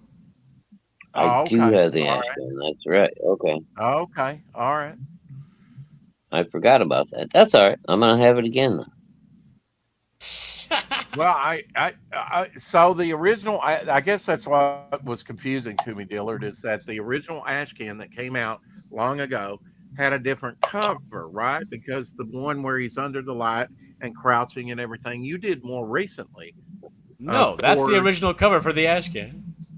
Is it? Okay. It seems like you were working on that, though. I guess, how long ago did you do that cover? Do you know? A couple years ago or longer? Yeah, about 5-6 years ago. Really? Okay. Well, yep. Maybe you were just showing it to us in detail at some point. Well, you had asked me because you were talking about the story Inner Man, if I had drawn something with a spotlight and I was showing you that because I had drawn that with a spotlight. Okay. Yeah. If you recall. Okay. Yeah. He does. That's probably where I saw it from. Yeah. I somehow I had it in my mind you were kind of working on it, but I guess not. You were showing that off to me for that. Yeah. Yeah, excited to, throw some more work to Dillard here pretty soon. It'll probably be the weekend or Monday before I know anything, Dillard, about how much we can do right off the bat, Oh, I thought you had said it was going to be this week. Well, I'll just have to see what I have left over from my Atlanta trip, money wise, You went to Atlanta? Yeah, I went to Atlanta, Georgia, for a week and worked my ass off. And I know there'll be a separate check probably for a $300 bonus, so I'm excited about that too. But I did spend over that on Abby for her vet bill. But you hadn't found that medicine for Abby yet at your house, have you, Elsie? I just hope I didn't put it in the back with the turtle and it blew out. I feel like, I mean, it was lightweight. It wasn't heavy. It was lightweight, right? I mean, I wouldn't think that I would put something like that in the back because it would have rained or could have rained, I think you put it in the cab somewhere or in your stuff.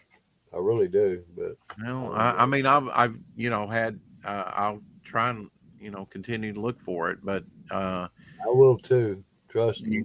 Okay, you might ask her. I know she's already been generous with that, but she might have to mail me some more if she can. I didn't get your letter either, not yet. Okay, yeah. Well, it just melted off that day, so does it look like probably be a comic. Does it look like? Did you put it in a comic? No, I put it in a letter and with Scare. And you got that tracking number right for that one thing. Yeah, I already got that for that production piece. Yeah.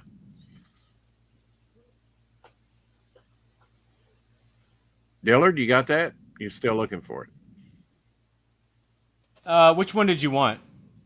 Either one. I'll play both of them. I thought they were both great. Let's see the original first one that you did, and then we'll bring up the one that you later replaced it. All right, there you go. All right. Let me know when you're ready. Hey, Rick. Yeah, do them both. Why not? Well, it's StreamYard has changed. I have to take down what I had in the background, which was his campaign first before I can bring this up. So it's not instantaneous anymore. So this was the first. Just explaining. No need to apologize. This is the original trailer to Canadian Tussle. Play that bean footage, please, and thank you. Only on Chubby SD. Oh yeah. Hey you! Are you tired of lame-ass stories for kids? Well, don't be a moron. Walk through that door.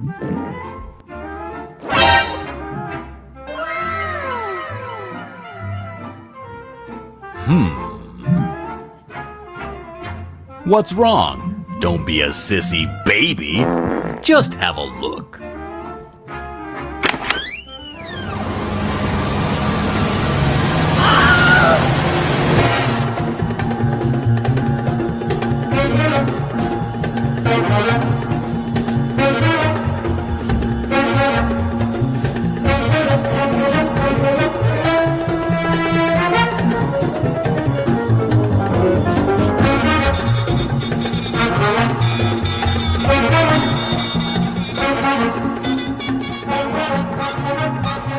The Buckler, Canadian Tussle.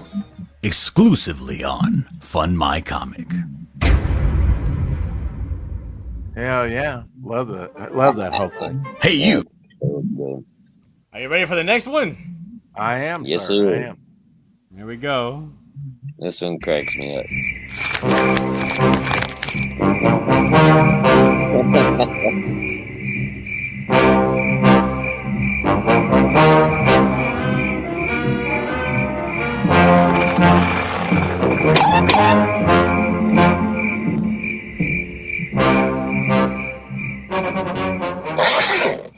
buddy, what are you doing over there?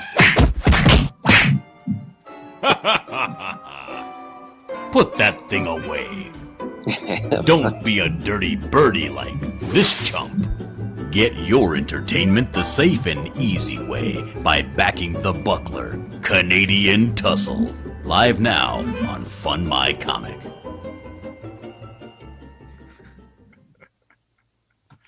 I love that. Good stuff. Yeah, Uh, I enjoyed both. I was really kind of sorry They're both- that Elsie they're hated both it. good, Elsie but left. He's like, I- fuck these trailers. I know, man. He left when you know. I forgot the first one was so funny, man. I got distracted by the second one, I guess. But yeah, they were both really good. Yeah, the first one, I was almost sad he replaced that with the second one. Although I enjoyed both of them. You know, both of them are funny. Yeah, they're both good. I mean, you got the right music for it. It sounds like a an advertisement in the middle of a Ren and Stimpy cartoon or something. Hey, kid, it's Log. So, it's like fucking great. Don't be a sissy baby. Especially you, Rex. When's the last time you bought new rubber nipples?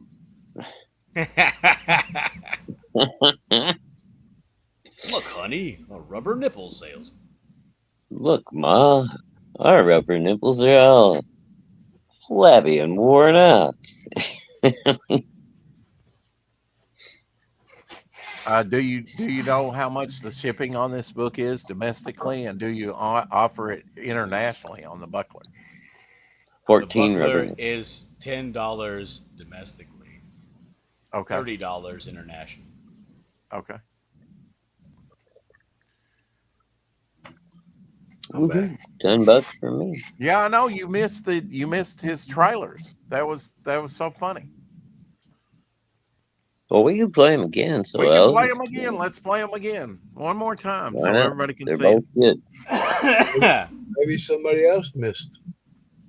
That's right. You never know. All right, give me a second to pull it back up. I'm gonna back it anyway. So Put that go thing ahead. away. What thing? He beats the living crap out of him first. Smack, pow, put that thing away. Sure, bro. Bruh. I forget what the one I had the other day says. Fucking stupid. God damn. That's dumb too. But That's done. And while Let me know when you have it up, Rex. I've got it up. All right, here we go. Somebody clip Rock that. and roll. 2, 1.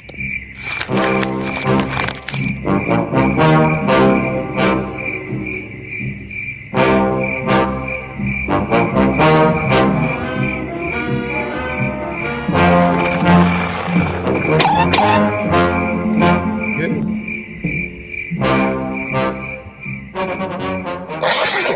Hey, buddy, what are you doing over there?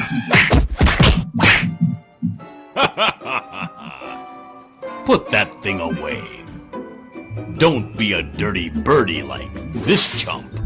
Get your entertainment the safe and easy way by backing the Buckler Canadian Tussle.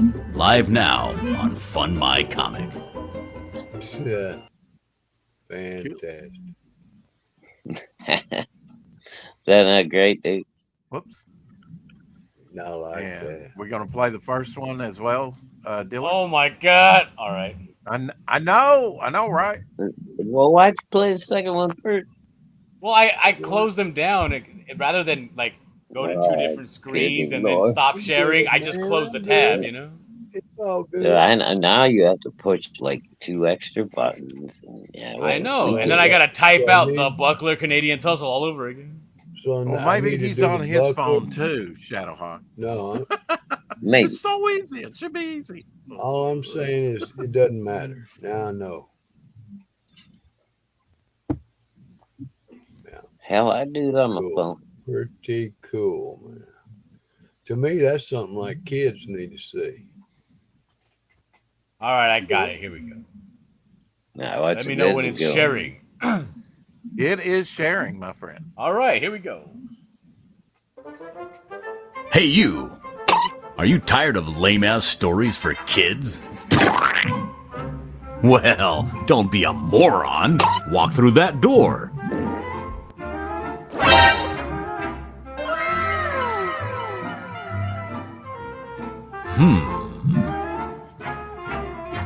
What's wrong? Don't be a sissy baby. Just have a look.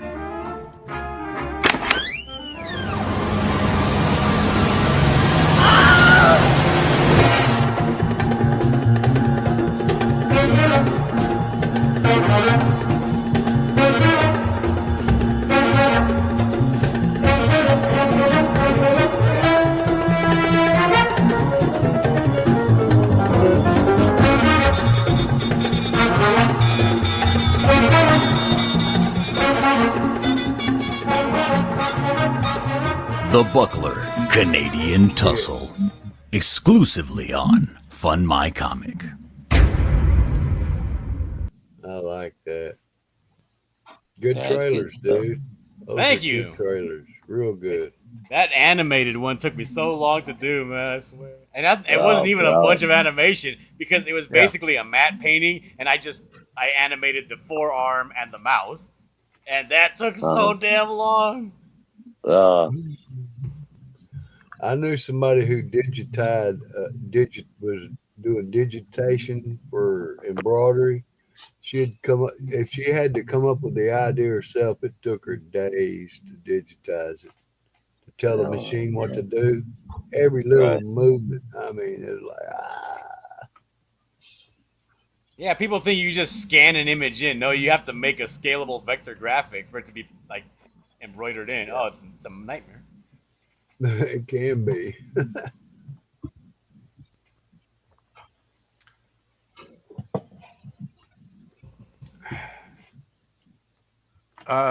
When will fulfillment be on for the Canadian Buckler and maybe the Golden Patriot? Because both projects are completely done except for printing, right? Yep. Let's see. The Golden Patriot, I believe they're gonna start shipping it out at the beginning of the third quarter, which I guess is not the beginning, the end, like late summer. Mm-hmm. Because what's gonna have to happen for those books is I believe that Flash has to go and sign some before they get sent to the CGC. Okay. I got you. So they have to get printed, delivered, then he has to sign them, then they got to get sent to the CGC, then they got to get sent back, then they can actually start going out. So they're going to give themselves a little bit of buffer with when they're fulfilling that. So a lot of the books will go out earlier, but those select books will go out a little bit later because it's going to take some time to get those finished. Now those are CGC witnessed, right? When he signs them, They have to be, yeah. Mm-hmm. That's why Yellow Flesh has to go fly out there and do it in their presence. Oh wow! So he's flying out there to. Okay. Well, and then how about the Buckler on the fulfillment of that one? The Buckler, I think I put July. Let me go and take a look. I forgot what I put because the books have to get printed now. As soon as the campaign, like the campaign doesn't have an end date. It's basically a storefront. But I made it so that it has like an end date. Once we get enough money, which is about like $2,000 to actually get a run printed, then we'll do that, right? But until that happens, we want to set the end for 3 months after the campaign started. So after that happens, we'll get those in. But it'll all be going out relatively quickly because it's all.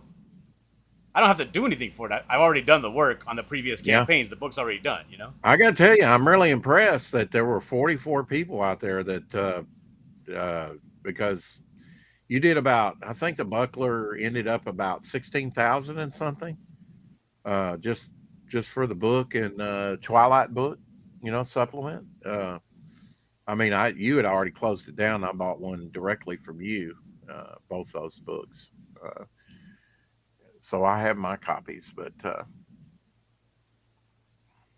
I'm really surprised that that there was 44 people that wanted it all combined into one that hadn't previously probably gotten everything that you put out. But I think there's still growth on there if you get out there and chill it and let people know like you're doing today. Buckler catch-up book, the Buckler story so far, you will receive the 4 main Buckler stories collected in one large book, 115 pages. Will that include the original covers or pinups or anything like that? Yeah. See, what happened is what had happened was I wanted to put some new content inside of it. So what they all have like the original covers, but they're going to be smaller, right? Like if you open the page, the original cover for the story is going to be there, but it's going to be shrank a little bit with a black border. Yeah, exactly. Right. You'd have to do that. And for each I'm formatting it like it's chapter breaks. We flip. So what I'm doing for the chapter breaks is I made, to separate the 4 books, I did 4 new pieces of original artwork. So the image that you saw of the Buckler's face really big right there on the campaign for the story so far, right? That's a chapter break image to introduce the Canadian Tussle book. It's the same style of artwork. That one right there. Right? So it's the same wacky over-the-top artwork. But then I have another image, which is going to introduce the main story, which is the one of him breaking through the window. Another image introducing the Temple of Polar Twilight. And another black and white moody image to introduce the Descent story. So there's going to be 4 new pieces of artwork representing each story. But all the original covers are still going to be there, just shrank down a bit with a border. Okay. And you did this traditionally, didn't you? Didn't you do this one traditionally? Or was it all digital? Yeah, I did that one traditionally. Okay. And what do you color something like that digitally? Or do you try and do it traditionally? This is colored pencil and a little bit of. I don't like to use watercolor too much because it reactivates when it gets wet. But what I do is instead of using watercolors, I'll water down acrylics. Exactly, the best way. Right. So once I do that, then I can actually go over the acrylics with an alcohol marker to really make some of the saturation shine and bump it up higher. Right, and blend it. So this is all traditional with colored pencil. I'm not gonna say watercolors, but I'll say color washes. So you have the original piece? No, I sold that already. Okay. Yeah. Somebody bought that. Yeah. Definitely, that's a plus right there. You think you'll ever do a variant cover? Because you've never really done any variants on a campaign or anything, have you? That's true. No, I've never done a variant. I doubt it. If I do a variant, I'll do it. I don't think I'm gonna have anybody else do it. I don't like the way other people draw the Buckler. Yeah. They try to put him in hero poses, and he's not a hero. He's a villain. Like, it's like somebody trying to make Robert Englund stand tall, shoulders back, heroically. That's just not him. That's not how he stands. You know, he stands a certain way. He has a certain cadence about him.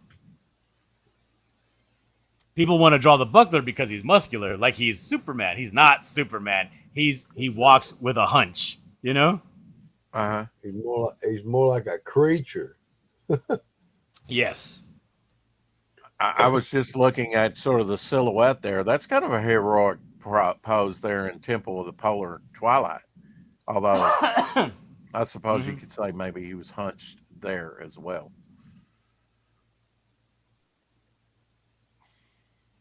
Because basically, like, there was this phenomenon that happened to me, which made me start walking like Stone Cold Steve Austin, the wrestler. And I wanted to be cool. And when you're a kid and you want to be cool, you just kind of copy who you think is cool. And I thought that, Clint Eastwood is cool, Stone Cold Steve Austin is cool. So I started walking and doing things like them, and it just stuck with me. And now I still walk like that to this day. Habits are hard to break. Yeah, you walk leaned over with a hunch, kind of like you're falling into each step forward, That's just how I started walking. I did that for many years, and I just never broke the habit. It just kept on. And that's kind of how I felt with the buckler. I was like, I'm gonna have him hunched over when he walks. He's basically he's a galoot. He's a brute. You know, he walks like he's falling into each step. When he stands there, he stands and he puts his shoulders back, but he sticks his gut out. He doesn't have a heroic stance. It's more of a relaxed, I don't sweat you kind of attitude. Like, remember Paulie from the movie Rocky? Yeah. Oh, yeah. Mm-hmm. Paulie was Adrian's brother, the one that hooked up Rocky with Adrian. Paulie, like, the one thing you could say about Paulie in those movies, because he was an awful, awful person, but that man was fearless. He didn't sweat nobody. And he would always say, I don't sweat you. And he would pick a fight with Hulk Hogan. He'll bust a chair over Hulk Hogan's back. He'll tell Apollo Creed, I don't sweat you. He'll tell all these people he hates them, even though he's in a black gym in the middle of Harlem or wherever, and he's all by himself, or telling Ivan Drago's people he don't sweat. Like, he don't care. He'll get socked in the face, and he don't care. And that's the buckler. He may not be able to beat you up, but he don't sweat you. If you sock him in the face, oh well, I got socked in the face. I'm not gonna walk around like a coward.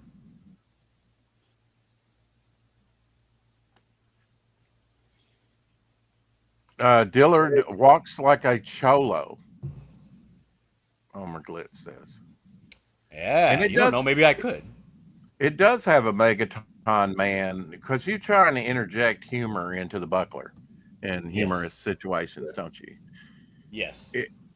Now, did you letter the buckler? Did you do it all on the Yes. buckler? Yes. Okay. Do you like? I noticed they have a different lettering on the letterer on the Mighty Golden Patriot. But do you mind lettering? Do you like lettering? No, I don't. I don't like lettering because I don't like grammar. Mm-hmm. I like speaking more than I like writing.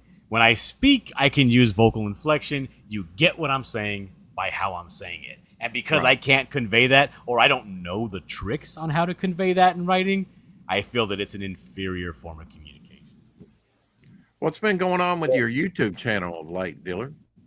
What's with all these questions?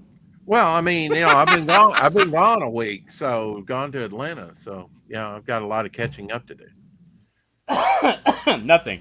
I came back. I started doing Am I the Asshole again, but ran into some trouble. Mom's back in the hospital, so taking a break from that to go visit her every afternoon. Yeah. We had people inquiring about you, and I'd heard that it was some personal things that you were taking care of, and Yeah, very personal. None of your business. exactly. That's right. Yeah. But you did have people asking about you and concerned about you. And that's kind of a good feeling. That's very nice of them. Yes, Mhm. it's nice to be worried Hey, about. Dillard, I just want you to know I'm gonna get the buckler for sure because you did everything. And that's Well, I why appreciate that.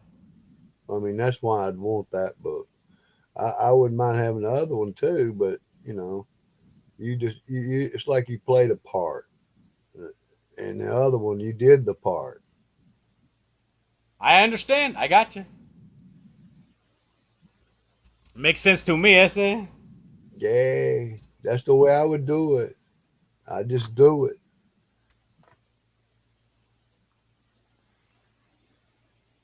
Shadowhawk says he got kicked and he will not. They're not letting him back in, so he's going to hang out in the chat. Well, that's rude. Rex, are you not letting him back in? No, he said he was going to hang out in the chat. Welcome to Rex's Backwoods Grill, Shadowhawk says. I have not grilled anything this year. Have you grilled yet this year, Dillard? Oh, I never stopped grilling. You never stopped grilling. Okay, so Yeah, I'm on well, that I can carnivore tell you- diet. I'm on that carnivore diet. I have to grill all the time. Well, good for you. That's a good diet. Absolutely. Yeah, I was like, oh, I'm so hungry. And I sit down and I have myself a nice little New York strip, smother it in butter, lots of seasoning.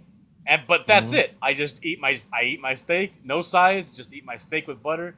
And you know what? Sometimes I got to power through it. Sometimes it's like, oh, I wish I had a side salad or something. But most times I'm content, I'm happy, and I'm full. Well, I got to have some very good food while I was in Atlanta. I had a 20-ounce ribeye that was like a $41 meal. That's Very too proud big. of that. It was big. It was more than I could eat in one sitting. Of course, I had alligator tail and some other things, with that to fill me up. So I ate some Vietnamese food for the very first time. Didn't much like that. It was okay. You know, most of the stuff on the menu, I think they had raw meat. Now, if you want a real carnivore diet, Dillard, there it is. Just order some raw meat. And all the menus everywhere we went had, I think by law they have to have a disclaimer on there that if you eat raw meat, it can come back to bite you. Yeah, I'm not trying to like get worms and shit. Not me, because I won't eat it. Well, I'm eating pumpkin seeds. I've been eating pumpkin seeds since last year. That helps with parasites in your body. Homer says, "How many steaks do you eat a day, Dillard?" I eat about 2 steaks a day. Wow. I'll have one for breakfast. Usually, I'll have it with eggs, and then I'll have one for dinner. I don't really eat lunch. Yeah. Gaiman, yeah. Garment, how about that? The whole time he was gone, yeah. Thought Rex was trying to sell them Abby. Such a mess. What? No. Not trying to sell Abby. She'll be the last thing to go. We're going to buy Abby. Yeah. Abby Dillard, it's been too long. Do you think you're going to be doing some more streaming on your channel coming up? Now that maybe that other business is taken care of. Yeah, as soon as everything gets straightened out with my mama, I'll be back streaming again. Well, you can always come over there with us, can't you, Rex? Have you been satisfied with what Yellow Flash has done to promote the book and others that are with the book, or has it been kind of disappointing for you? No, I think everybody needs to live and breathe promoting this book. Yeah. If you're spending a second not talking about the Golden Patriot, you have betrayed me as a friend, Rex. Yeah. Yeah. Well, we will certainly. Like when you started playing that Snoopy video, I was about to fucking flip this table. That reminds me. When my sister came to town back in April, we went to see The Chosen, Part 1, The Last Supper, and Part 2. I did not see the last 3 episodes, which is Part 3, I suppose. And I did see him overturn the tables of the moneylenders and all that. Have you seen season 5 yet yourself? No, I have not. Don't ruin it for me. I hear he dies. I don't know. I did not see the 3 last episodes. I think the Part 1 was in the theaters where, there's 8 episodes per season, and the first one had 2 episodes. The episodes have never had a running time. I think the lowest I've seen one be about 38 minutes, and probably one of the longer ones about an hour and a half. So the episodes have different lengths, whatever time it takes to tell the story. That's what I love about that story, is that they take whatever time it takes to tell the story they're telling. If it's short, then it's short. Yeah. It's one of the best. I've never seen a movie with my sister. It was the first time I met her, and I said, let's go do some things that we never got to do as kids.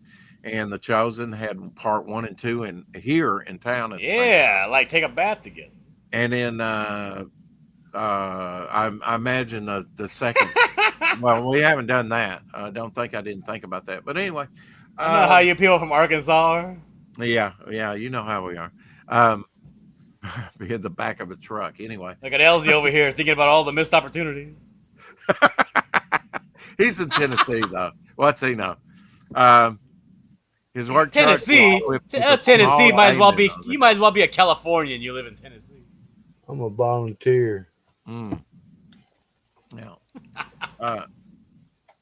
but yeah, we so the first part was only 2 episodes. The second part was 3. So that tells me part three's got to be 3 more episodes to reach that 8 mark. Unfortunately, I haven't seen it. I don't think they're going to get to the crucifixion. They've yet to do his trial. Spoilers, Rex. He comes back to life. Yeah, I know how it winds up, but You don't know. I just spoiled it for you. somebody told me the other day that he quit probably after the season. I don't know, maybe into season 6. The lead character playing Jesus. I hope they really don't switch Jesus. Oh, that's not good. Hey, Rex, spoilers. That guy Judas you like, he's actually a bad guy. I know, right? And he's kind of like a. I'd say they've cast all the apostles really great in that. Thank you again for turning me on to that for a couple of years ago. And you didn't know at the time, and I didn't know at the time, but you created some great memories with my sister. Because I knew what The Chosen was all about, and I might have chose just, let's go see Minecraft. Of course, that was out and very popular at the time. We went on a Sunday, and it was busy. My God, it was busy. I mean, the concession stands full, multiple lines, and we went to see part 2 on Monday. There were tumbleweeds going through the hallway. Nobody there.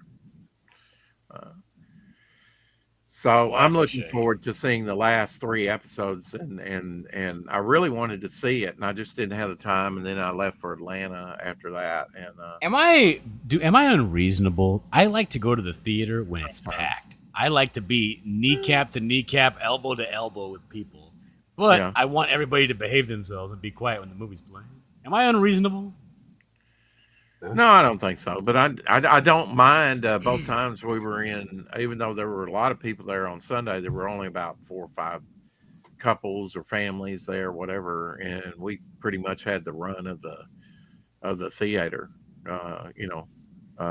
but yeah, I like to feel the excitement from the audience and the people around me that they're jazzed about this movie, and see the reaction, to things. But I remember seeing Star Wars, and when the Millennium Falcon went into hyperspace, everybody went, ooh, because we'd never seen anything like that before. It's hard to describe that, if you've never experienced that. I mean, every sci-fi I've had a movie similar now, experience. I was in the movie theater when I was little, and we were watching a movie called Jurassic Park. And there was a scene in the movie that wasn't well received. Mm-hmm. And it was the part where for the first time, they see the big, brontosaurus. And they play the whatever. And people were kind of like groaning in the movie theater. They're like, that's not that cool. But the scene after that, where the guy's all jacked up, whatever, and you see the T-Rex bust the wires and come out of his encagement for the first time, the entire theater went wild, dude. It was amazing. When he eats that goat, everybody's like, oh my God, it's a T-Rex! And he looks so evil. Yeah, that right there, everybody in the theater was just clamoring. It was hard to even hear what was happening on the screen because everybody was talking and making noise because they were so excited about what was happening. It was pretty great. Yeah. I mean, we'll never see film burn again. Have you ever been into a movie house where the film gets too hot and burns and they have to take about 10 minutes to splice it together again? No, I live in California. We have good film projectors over Okay. Well, I don't even think they use film reels anymore, I mean, for some movies back in the day, they would advertise that like it's a 6-reeler. That means they had to what change. I'm talking about? There's in the theater 2 towns over from me. We went to go to a small movie house theater to go watch some art house film, some garbage. And I shit you not, in the middle of the film started loading. There was a loading circle on the screen because they were playing it from a digital file, dude. I almost shit myself. I was like, are you kidding me? Are you kidding me? Have you ever been to an IMAX? Yeah, I watched. What did I watch in IMAX? I think I watched that stupid movie with the blue people. Oh, was Avatar. it the first one or the second one? The first one. Avatar. Avatar. Yeah, I fell for the okie doke on that one. Yeah. You didn't watch the second one? No, haven't seen it. Yeah. I don't know how the second one did, but people were criticizing it for having some woke message in there. I don't know. I wasn't taken very with the first one, to tell you the truth. I can sit here and say honestly and proudly that I didn't fall for that propaganda, and I did not see the movie. Are there any movies that you're excited about that you've heard announced coming out? The Superman movie, I'm pretty jazzed about. Are you? Yeah, I'm down. I'm ready to see a fun, bright Superman movie. Mm-hmm. Something more optimistic and not dark. It seems like DC movies have went dark. Yeah, I don't know. Yep. I don't know the reasoning behind that. I really don't. I think the Marvel movies at this point have been more bright and optimistic than the DC Universe movies. Oh, certainly. Yeah, I would say. Other than that, no, I don't really know of any movies on the horizon that I'm super excited for them to come out. Mm-hmm. I'm a big fan of horror movies. If there's a good-looking horror trailer out there, I'd like to see it, but I don't keep my finger on the pulse, if you know what I mean. I don't know. I'm sure you've seen some of these public domain things, like they took Winnie the Pooh and they're working on a second horror movie with him. Oh yeah, I couldn't give a shit about that. Yeah. There's some other public domain. Popeye, I think they're going to go. It seems like horror movies are kind of leading the way with these public domain characters. Yeah, people are taking the public domains and they're trying to let's make it inappropriate for children. Yeah. Not your Robin Williams anymore. But I did hear that there's going to be, and I know you guys probably don't watch this, but the Last Friday movie. The Last Friday movie, no? I don't know if you guys, have you ever watched the movie Friday with Ice Cube and Chris Tucker? I have not, no. Yeah, it's a very, very funny movie. And it's had 2 sequels. So it had Friday. The next one was called Next Friday. And then it was called Friday After Next. And then they're coming out with, I think it's going to be the last movie, called Last Friday. I'm pretty jazzed about that. Very, very excited for that movie. Matter of fact, let me tell you how well liked and how hood this movie Friday is. Friday is actually the most stolen movie of all time. Okay. Christy says Friday is hilarious. Oh yes, very funny movie. Starring Ice Cube, his father is played by John Witherspoon, who is always funny no matter what he's in. And then Chris Tucker is his best friend. The man gets fired. He goes in to pick up his check on Friday on his day off. Gets fired because they claim they have him on tape still in boxes or some shit. So he doesn't know what to do with his life. And his dad's telling him, well, you got fired. Go look for a job. But instead he spends the day on his front porch with his friend, smoking marijuana and getting into all the drama in the neighborhood because he's home and not at work. So when you're home and not at work, you always end up getting involved in all the neighborhood drama. And he sees exactly how much drama there is on his neighborhood. Since we're on the topic of comedians, who would you put in your top 5? Comedians? Yeah, like Adam Sandler, or who you like best? Oh, Norm Macdonald. Norm Macdonald. I like Rodney Dangerfield. Oh yeah, he's great. Yeah, his comedic timing. I like Red Skelton. Red Skelton's hilarious. Yeah. My grandma gave birth to my mother on the on-ramp of the hospital, not because she was watching a Red Skelton marathon and she didn't want to miss it. Wow. So as she was in labor, she was like, "Well, I'm gonna watch one more episode." Yeah. Well, that's two. That's two. You got three more comedians. Well, I mean, There's top. so many. I mean, I'm gonna give it up. Bernie Mac is hilarious. I just give it up for Don Knotts. I'm sorry. Is he a stand-up comedian? I don't know, but he's done all kind of crazy stuff. Yeah. It made me laugh. I know that. I'm gonna say this might be controversial. I love Bill Cosby's stand-up.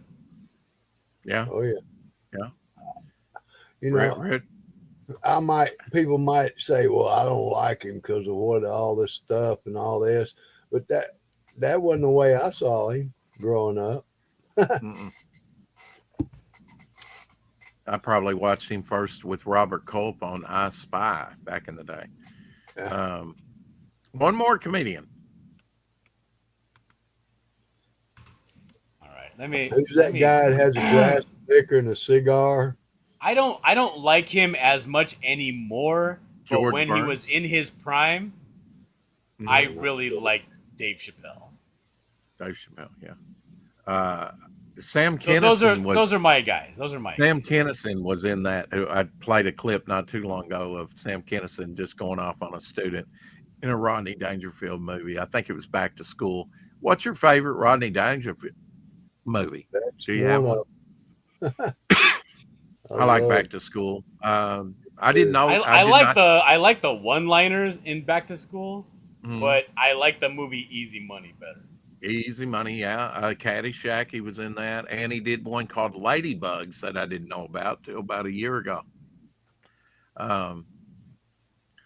Yeah, a great loss. You know, he opened up. I actually did not like his movies as much as I liked his stand-up. Yeah. Some of the stand-up could get really. I mean, like Richard Pryor. And Bill Cosby and Red Fox, they all had very raunchy, language in their stand-ups. That sometimes, a lot different than when they did a TV or a movie. Does anybody remember on Saturday Night Live when this is skit? The guy was a pharmacist.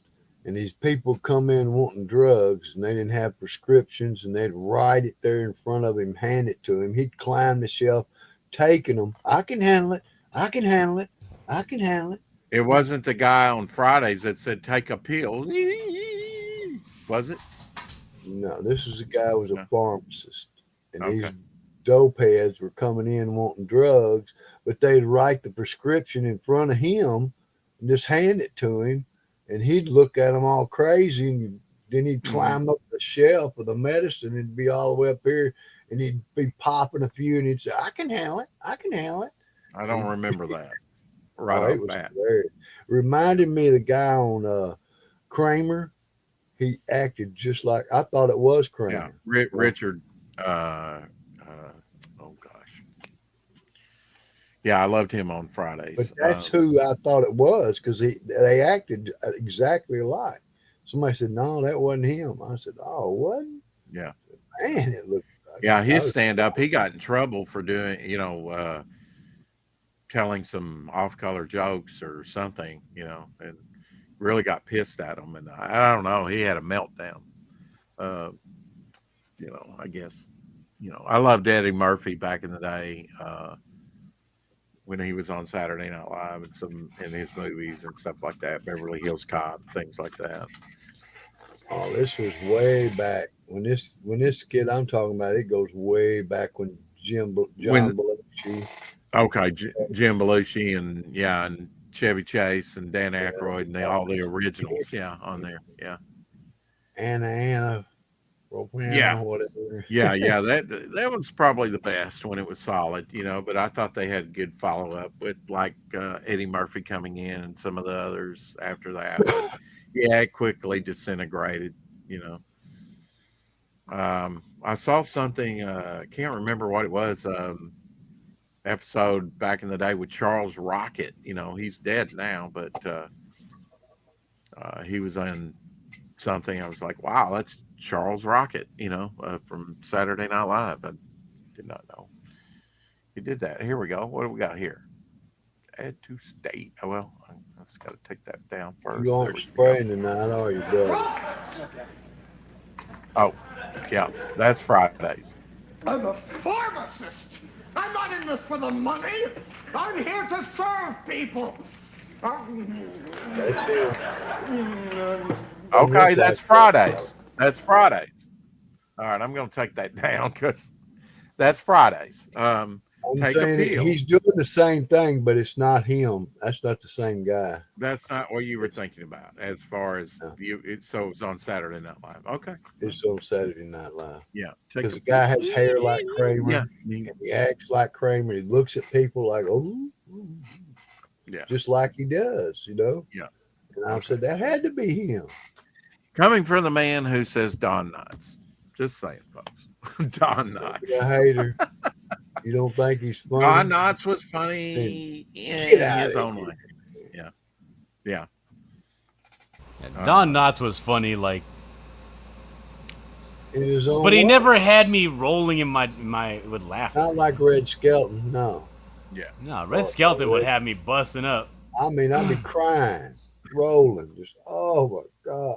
Yeah, I watch Norm, and I'm rolling in my chair. I'm holding my sides, I'm watching Yeah. Norm Macdonald stand up. Jeff Dunham. Is he not popular over in America? I don't know. I've never heard of He got Jeff Dunham. popular than me. I think he's great. He's a ventriloquist comedian, isn't he? I don't know. I don't know. You're in territory. I just don't know. Well, Dillard, thanks for coming on. Appreciate it, brother. Excellent. Oh, it's I'll a see you pleasure next to- time. Thanks for having me. No problem. Go back, Mighty Golden Patriot. I know Dillard. Go for back many, the mighty months. golden patriot to usher And in the- a new golden age of America, or back the buckler, the catch-up story so far. Either one. I'll be your friend forever. Unfund my comic, and then the Mighty Golden Patriot. One more question about that: is that going to be offered anywhere else, like Indiegogo or Kickstarter, or Fund My Comic? I in the don't future? believe so. No. Okay. Katie Did's channel in the house. Hey, Katie. Hello, Dillard. Hello, Hello. Hex. Oh, Hex is not here, but Rex, yes. And it's good to see you, Katie. Hope to get on your show and talk about Devil Flyer and the changes we've made to our campaign here pretty soon. And I'm sure Dillard would perhaps. You like made to do more that. changes? Hey, I've made not since I've been back from Atlanta, but I've made a lot of changes on there. Yeah.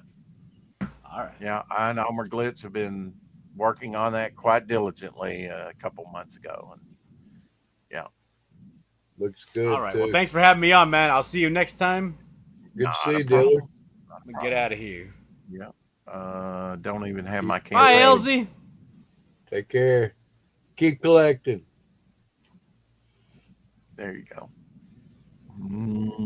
All right, let's take a look at that and see where we're at.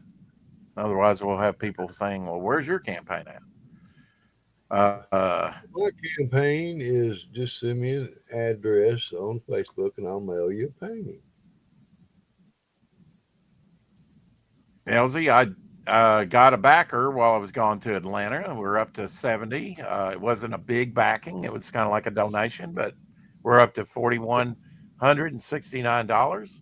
70 backers. Our black and white ash can had 71 backers. So bump. Help us defeat that evil there. A lot of good stuff in the big bundle that you can only get in the big bundle. And you want to become a charter member because that's free stuff all the time. We are hoping in July to fulfill it. And I'm going to really try and make that. If we are, we're going to have to get some artists going here fairly soon. We've added a new art book, new sticker book, all types of stuff, special 6 a.m. New drawn interior. You can still get drawn into the book if you wish. We will draw you in and even write a story about you and your character. We'll come up with a character for you. A lot of good stuff on the campaign. We've got some Tank Ferret artwork that's going to be put up on the campaign here pretty soon, just as soon as he gets it done and mailed to me. A lot of new artwork featuring art and a lot of the trading cards and stuff. But you want to get the charter member card so that you can get free stuff sent to you in the mail.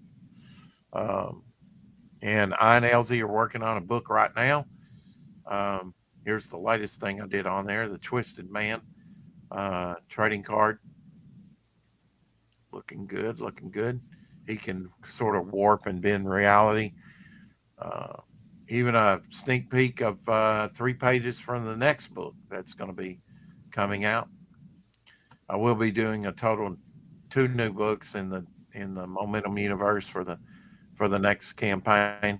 But before we do that, I and LZ over here are going to do, along with Glenn Fleming, we're going to do the unseen artwork of John Buscema, which will be a quick campaign, hopefully fulfilling early next year. And that's the plan anyway, so that we can launch Devil Flyer Zero and Momentum Unleashed Future Visions together. So help make it happen. Share that link. I'll be going on some more shows like Katie Did's here soon. Hopefully, evenings are kind of out for me, becoming out because I never know if I'm going to be working the next week or week and a half. I'll be doing days. No, I don't sprayed tonight, to answer your question. It was misting rain. Rain forecast too. Yeah. Worked on. I'll be over on Omer Glitz's channel on the Hump Day show later. Finished this piece over there on Topic List last night. Didn't have much to do on it, and then I did another Geo piece. That's what it turned out looking like. So sort of a close up of his face, different iteration with the eyes. Yeah, I lost eyes. Maybe they were darker. It might help. Okay, criticism already, folks. All right, keep collecting. What do you call it? A little advice, not a criticism. You ain't even finished it. Really? I thought it was finished, but it doesn't look finished. You told me you was going to be working on. Oh, that's not the one you're working on. Okay, my bad. Well, which one are we talking about? I finished this one here. You said that was the one he's going to work on Hump Day. Well, I did it last night. I completed this last night, and I even did this one last night. Okay. And we'll do a new one tonight on the Hump Day show. I got you. Who knows? If we go long enough, maybe I'll do 2. Who knows? That was a lot of fun. Anyway, yes, keep collecting, and it's great to see everybody. Great to be back. I'm still feeling it, but that's to be expected. You should be getting that letter. You might check your mail today. I don't know. Is your mail already ran? Yeah. Thank you, Tokame, for your magazine, Edge Punk, and all the stuff that came with it. I really appreciate that. We're going to have him on sometime next week, hopefully. I'll be lining up some people to interview, like John Dillard. Thanks, John, for coming on, talking about two campaigns, Buckler and the Golden Patriot. And I noticed that Doc Blaylock today had on, and Christy no, that wasn't it. Got to look at my history for that. Let's see, who did he have on? Steve Ditko's niece, maybe? Or not niece, nephew.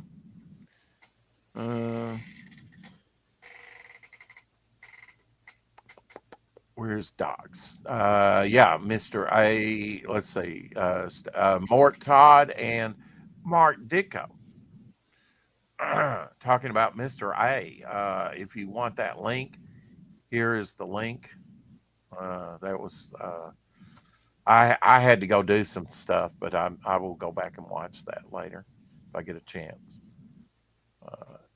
There's the link to Doc's interview with them talking about new Steve Ditko project. So pretty cool, Mr. A. I know you know about Mr. A, Elsie, and I do too. We've got some Mr. A in our collection. Right back here. And he's got even some of his self-published stuff in his collection. Whoop. What you got back there? Huh? There you go. That's the one I've got right there. Yeah. Yeah. Some of his I'm in my self-published air stuff. papers. A lot of people Oh, are unaware of Mr. A. Came out in the early 70s, and he kind of did stuff with Mr. A. I guess to the yeah. end of his life. You know, very cool. My Yeah, earpieces were kind falling of out. magazine size. Mm-hmm. Think about that book. That'll be about the size of what Devil Flyer's like. Big. You can open it up. I just can't abide the square bound too much. You know, I although with that said, my midnight piece will be a big square bound, and it will have to be because it'll probably be about 150 pages. We'll see. Size of a pulp. You know, pulps are huge. Hope and you know, if everybody likes after they get Devil Flyer, if they like the magazine format, which is more European, you know, format, because that's kind of how they do their books is big magazine size. If you like it, we'll keep Devil Flyer magazine size. If you don't, we'll downsize it. Don't know if we'll downsize it. You know, I still like a larger format, to tell you the truth. I love Golden Age, but people have trouble putting that in there to collections, you know, and getting supplies, boards and bags and boxes to house that type of stuff. But ultimately, you know, you got to do what you feel like is right as a publisher. Right. But yeah, some people might not back it because it's an odd size. I do hate odd size things that don't fit in your collection very well. So what do? Do you downsize it to Golden Age? I really like the Golden Age size, but then that's kind of problematic when it comes to modern day collectors, unless they collect Golden Age stuff, you know, already, or would like to get into that. It's Silver Age size. There's a couple different Silver Age sizes, actually. The early Silver Age sizes were actually larger than the smaller. All throughout the Golden Age size, though, there's different sizes. Different publishers did different things. Anyway, I'm going to go let Abby out. Keep collecting. We'll see you again on the 4 o'clock shadow. My